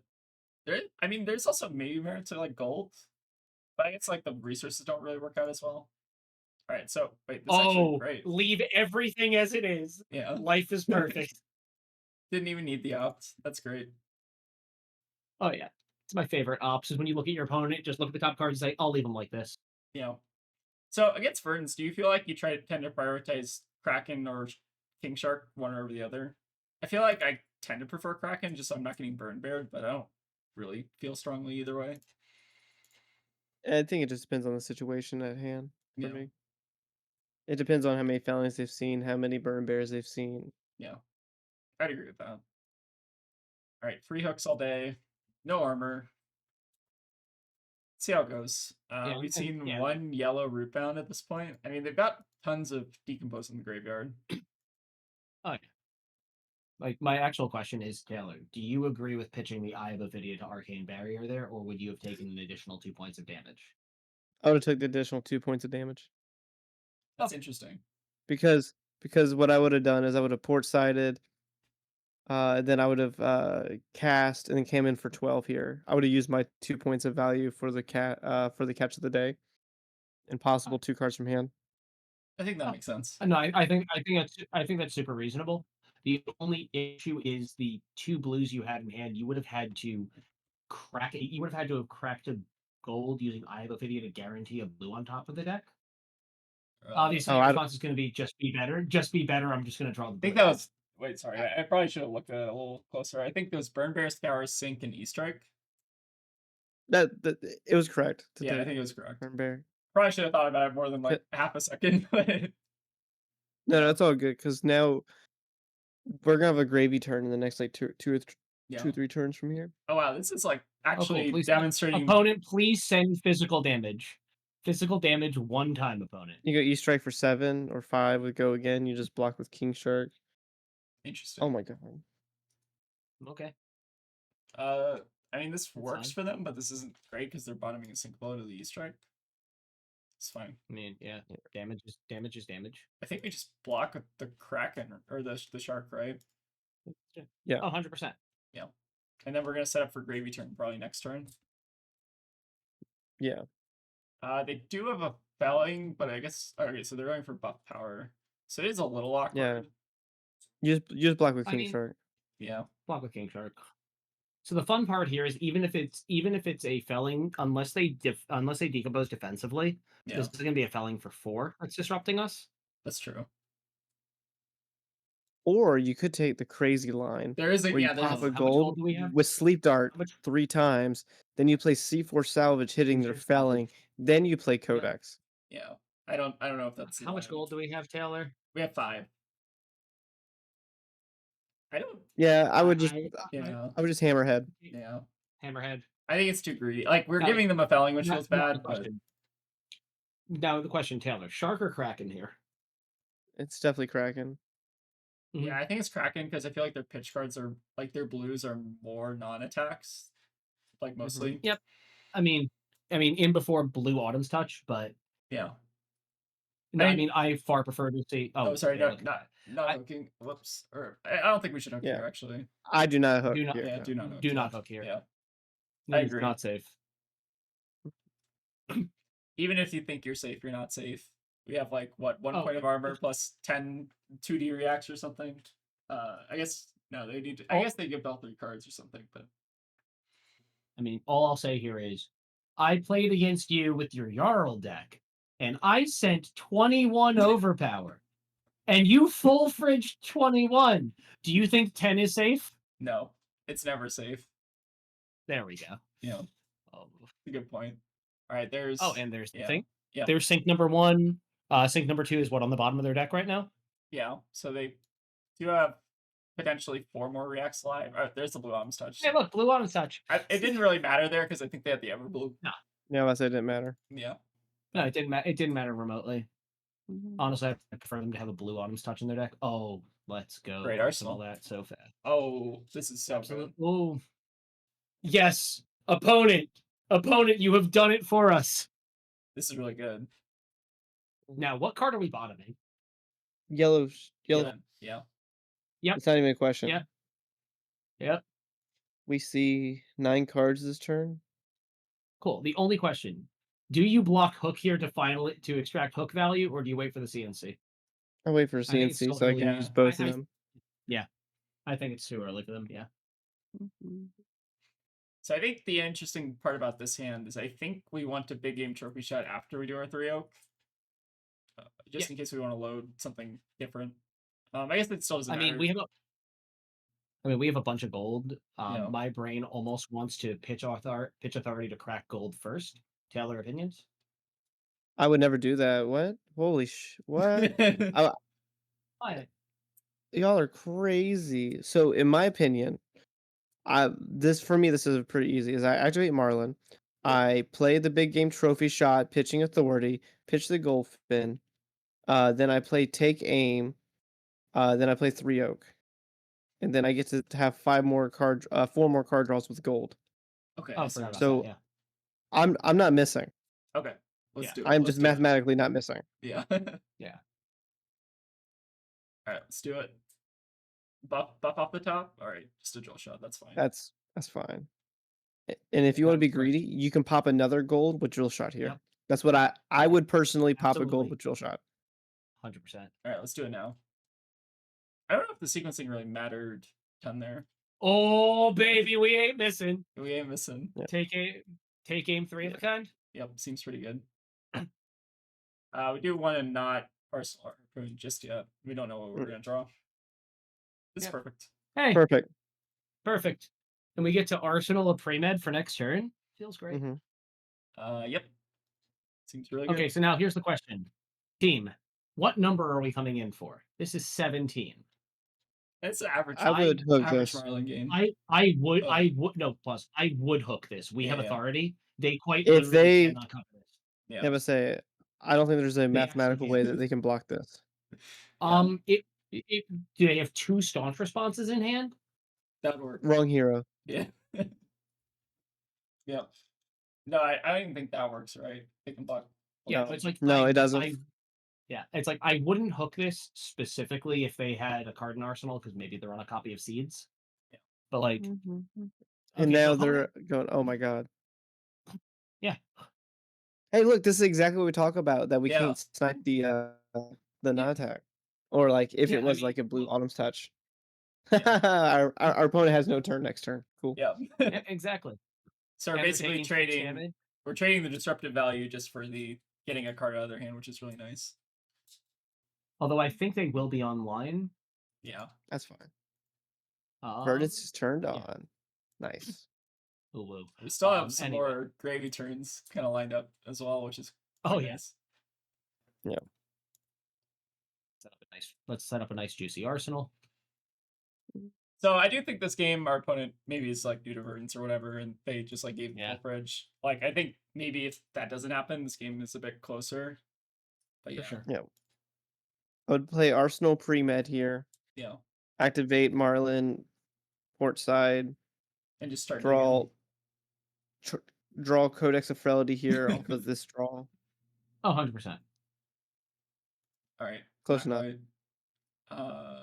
Oh, No load. Yes. No load yet. I'm just gonna start cracking. Let's start cracking. Pitch seafloor salvage first. Yeah, there's a kind of a world where maybe drill shot taking, but I feel like Okay. that's pretty Anyway. bad. Anyway. I Pitch want drill to shot. pitch. I want to pitch. We're pitching drill shot here. Yeah, for sure. I mean, that's what I would do. Yeah. Yeah. Let's do it. Right, there's pre-med. Are we just sending a fat redfin harpoon here? I feel like this is fat redfin territory. I don't hate it. And just keep one pre. Actually, I would. Just keep taking. Yeah. I would keep take aim. Okay, just in case Yeah. we don't connect with it. I think that makes sense. Yeah. I mean, this Yeah. is 13. This is 13 damage. Let's do it. This is a 4-card 16 mathematically. Sorry, 5-card 16. So we are a little under rate, which is fine. Yeah. We still have 2 3-oaks live, 2 codexes. If we draw a 3-oak next turn with Also- the take game in Arsenal, it's gonna be the nuts. Yeah. They blocked with 1 plow, so there's still plows in the deck. We'll see.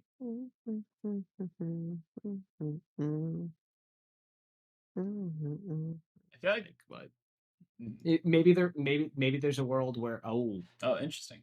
maybe That's actually a pretty I good don't know. cover on that, but I feel like it's not that valuable. I don't know.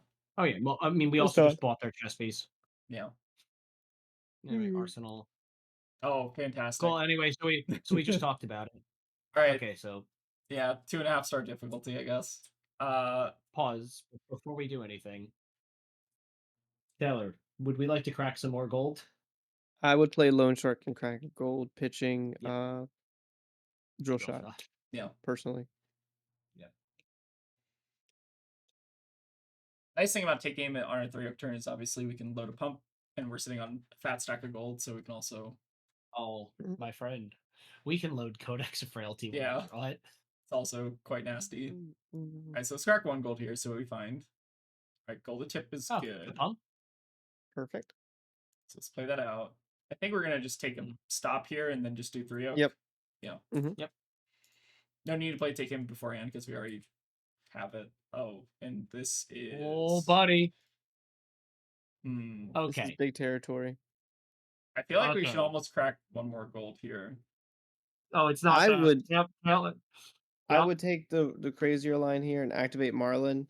Take aim, the big game trophy shot. Yup. Oh, you like that one? Okay, I see. Yeah. Yep.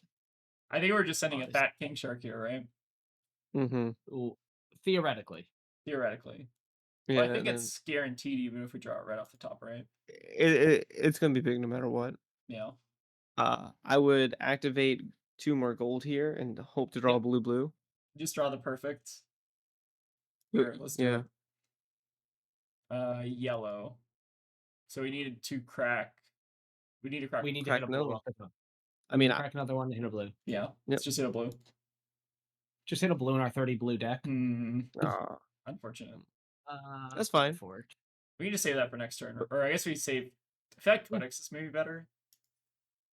I mean, I would Arsenal Codex here. I would Yeah. pitch Lace with Blood Rot agree and with 3-oak. Yeah. pause. We do get to hook. We do get to loan hook. shark. Yeah. True. Let's get that loan shark value. We also have a mean pitch deck. No big. Oh, There we go. incredibly. Oh yeah. Just make sure we put things back in the right order. Yeah. 16's good. We want to put 3-oak and lace on the top. Lace before 3-oak. Yeah, lace before 3-oak. That makes sense. Oh dang. Melatonin kicking in, Taylor. Oh yeah. Oh yeah. That's actually the running gag with the card guys. Is I'm always tired. I'm a tired guy. Do we have the D-reacted art? Oh, hey, look, we just bought another burn bear. Nice. And this is still hitting. Fantastic. Oh, this is great. It feels bad because like they're just throwing their full hand in front of everything, but like it's kind of fine. Okay, and yeah, it's kind of fine. I mean, we're bleeding threat density. We now have a Codex in Arsenal. Yeah. Their Arsenal is also full on our Codex turn. Yep, super good. So, sorry, do we want the lace first? Let me go back. Oh my god, I'm just kidding. Taylor would just start rapidly clicking. I just go click Lace of Blood Rot and then everything else. That is true. All right. Okay, cool. Good enough. Oh, buddy. Okay. Activate Marlin. Yeah. Taylor, is this activate Marlin? This is activate Marlin territory. Yeah, because I think we And just then like guaranteed play- Kraken, right? Yeah. Activate cannon. What can I see their graveyard and banish? So graveyard, we got 2 Plowlanders, we got no Fellings. Okay. Everbloom. And what's their banish? We got Banish. Light Up Leaves, another Burn Bear, Felling. I probably King grab Shark here. Yeah, I think it's King Shark. Still have 2 Fellings left in the deck, and then we've not made a gold this turn. Exactly. Yep. Okay. We have not. I mean, so the answer is one of the Fellings is sitting in their arsenal right now. They're just based off the way these previous turn textures have lied. So, like, that's why I'm really happy to get this Kraken into our arsenal. Because they're not going to actually have arsenal disruption on us. They're just going to try to disrupt our hand. Yeah, they've also used 2 Plows, so they don't have any arsenal disruption that I think is guaranteed at this point. I think they pitched a Plow too. Ooh, pause. Are those both red fruits? Yeah, I think they're both red. Yeah, you take one. Okay, just take one. I do not know why our opponent didn't just discard both of them in response. Yeah. Unless their turn actually involves playing the other red fruits. Maybe. Anyway, I would looking Arsenal over code. Yeah. Yeah. Just in case we need a pitch. Because then you just draw 2 blues. Oh yeah. So you just throw 13 and then you Arsenal Codex for the next turn cycle. Yep. Would you go say this is an average Marlin game? Yeah. Actually, I would say this is below average right now. Yeah, a little below average. You know, I feel like some so like some of our like big harpoons have actually not lined up incredibly well. I think. Yeah, maybe. Oh, so they had the heartbeat.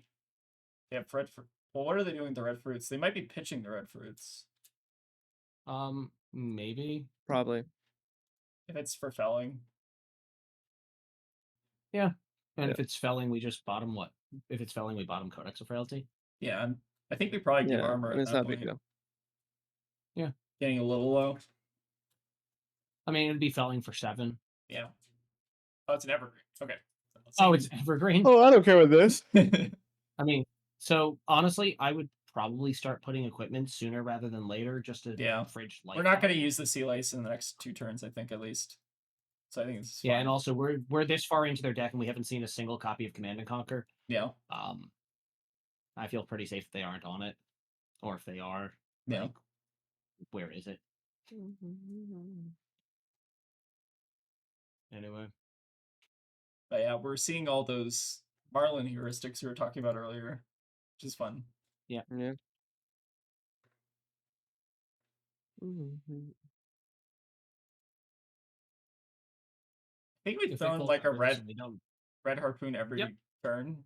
Is that true? Average almost Marlin game. almost every turn. The first time we sent a big blue harpoon, Oh, you're and right. then we had the red fin stacked to infinity. But outside of that, red harpoons. Yeah, it's very funny. Anyway, they go to 1. So we actually I love this. We get to. Okay, so They're both the same. they're the same. Yeah, I want to take for. Well. because it's 4 on this guy. 4 and Maybe- 2. Yeah. All right, we'll leave him with the Oh. burn bear because why not? I guess it's Make it feel technically better. better. Yeah, it's technically better. I guess to Yeah. take the 1 and 4 in case we need a block, but whatever. True. Yeah. Oh, Right. There's the baby. burn bear. Okay, I think they're dead. Yeah, I think they're dead. I think they're dead. Let's see it. Okay, so what do we start with? We have Codex of Frailty. Activate Marlin. It's snap. Activate Marlin. Yeah, let's start with the big game trophy shot, I think. Mhm. So we're looking for blue here would be ideal. All right, ideal. Yep. Cool. Cool. Oh no, yeah, this is Yeah. perfect. Yeah, average play. Marlin game. Average Marlin game. Anyway, send a 17 overpower with a hook activation to close it out because why not? Yeah. It's so funny because I think we actually underdrawed this game. Yeah. Oh, we underdrew Yeah. so hard. Yeah. I feel But like it just like it looks so oppressive. It just Yeah. it never lined up. yeah. Well, like, so this is the thing. When our harpoons line up on the disruption axis every time, Yeah. there's nothing the opposing deck can do. Right. And yeah. Cool. That was 14.63. Yeah, that's pretty good. I like it. What is your Really average normally? Mine's like 16.5 to 17. Yeah, that sounds about right. But if I'm we're also like a not- really aggressive player. Yeah. Yeah. My average is anywhere between 11.5 on like the grindy fatigue games, up to 19 and a quarter versus KO, because if you just throw 4 good turns of harpoons, that's about 19 points of value a turn. Yeah. Pretty good. So thank you all again, Taylor Crawford and Ben Weinfield, for showing up, helping us kind of disambiguate kind of like the Marlin game plan and kind of just talk through a lot of the heuristics, the deck building construction, and then also just like their solved Marlin list. So I really appreciate you all coming on the channel. Taylor Crawford, obviously a member of the Card Guys. He's doing his own thing over on Breaking Points. So if you like the long FaB podcasts, there's not enough of those right now. I think Taylor's got one of the better ones, so please go give please go give Taylor a follow. And then Ben, you are also potentially going to look into starting to do content at some point in the future, right? Maybe. Yeah, Eventually. so long as Taylor doesn't break my decaps first. Yeah. I'm gonna look into it. No promises. Yeah. I just really enjoy playing this hero. Really enjoy playing this game. But yeah, thank you for having me on. Yeah, and then I think Thank you. you're also pseudo, not pseudo on the Discord as well. So Yep. for people who are not familiar, Yep. If you're in Yep, Marlin chat, you'll probably hear one of us 3 talking. So again, thank you both for coming on and kind of like creating the deck list and stuff like that. But yeah, I think with that we'll probably leave it up there. Anything else we want to remark on Marlin before we go? I think one thing that we didn't talk about was the potential cards that we don't currently run in the list. Oh But yeah. honestly, I just want to be the first to hop on the hashtag conk is bad train. Just doesn't do what the deck wants to do. Yeah. It's a powerful card. It's a gravy card. They printed it at Pirate so that other heroes would think they could run it. Yep. Yeah, that's for next episode. Next episode on Marlynn Demystified. Yeah, All right, but thank you both for coming on, and I really appreciate it. of course. Of Okay. course. Thank you for having me on. All right. I'm excited to go hit the hay. Let's do it. Taylor, go get some sleep. Ben, you also probably need some sleep as well. We all need some sleep. All Yeah. right, we'll leave it there. Thank you so It's much. only 11 o'clock. All right, See ya. thank you all for watching, and see y'all next time. Bye. Bye. Bye. And a special thank you to all the folks who decided it would be a good idea to give us $2 on Patreon. We really appreciate the support, but it's obviously never required.